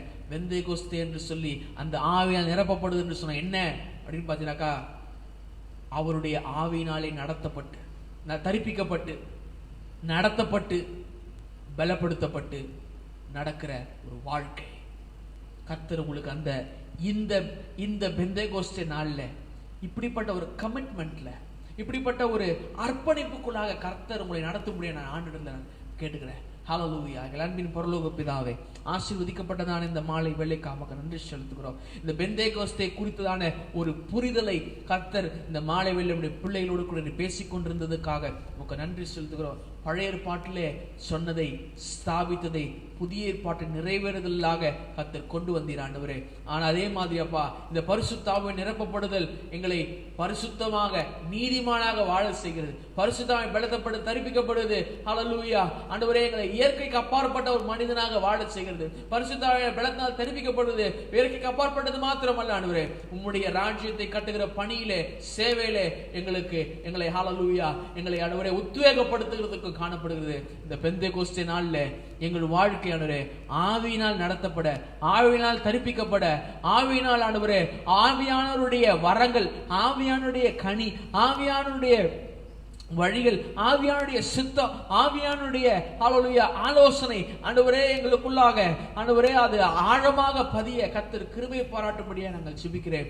இந்த அர்த்தத்தை, இந்த பெந்தேகோஸ்தே பதத்தை புரிந்து கொண்டு உங்கள் வாழ்க்கையிலே செயல்படுத்த எங்களுக்கு மாத்திரமல்ல ஆண்டவரே, கிறிஸ்துவின் சரீரமாக அவருடைய the body of Christ, கிறிஸ்துவின் சரீரமாக இருக்கக்கூடிய யூனிவர்சல் சர்ச் ஆஃப் காட், உலகளாவிய திருச்சபைகள் இந்த சத்தியத்தை புரிந்து கொள்ள கர்த்தர் உதவி செய்வீராக. பிசாசானவன் சபையை ஆண்டவரே இந்த வார்த்தையை வைத்து குழப்பிக் கொண்டிருக்கிற இந்த நாட்களிலே கர்த்தர் எங்களுக்கும் எங்கள் சபையா இருக்கும் அதை பார்த்து கொண்ட ஒவ்வொரு தேவ பிள்ளைகளுக்கும் ஆண்டவரே இந்த அர்த்தத்தையும் இவருடைய ஞானத்தையும் ஆண்டவரே கர்த்தர் எங்களுக்கு ஆண்டவரே கல்விமான்கள் அல்ல ஆண்டவரே, ஆனால் பேதைகளாக எங்களுக்கு கர்த்தர் நீர் அறிவித்ததுக்காக உங்க நன்றி செலுத்துகிறோம் ஐயா. உமக்கு நன்றி செலுத்துகிறோம். பலப்படுத்துங்க, சகாயம் செய்யுங்க. வருகிற வாரத்துல கூட அப்பா இந்த லாக்டவுன் எக்ஸ்டென்ஷன் பண்ற காரியங்கள் அறிந்திருக்கிறீர் ஆண்டவரே. வழிபாட்டு தலங்கள் மறுபடியும் பூட்டப்படும் என்று சொல்கிற அறிக்கைகளை கர்த்தர் அறிந்திருக்கிறீர் ஆண்டவரே. கொரோனா பிரச்சனை அவருடைய காரியங்களை அறிந்திருக்கிறீர் கர்த்தாவே.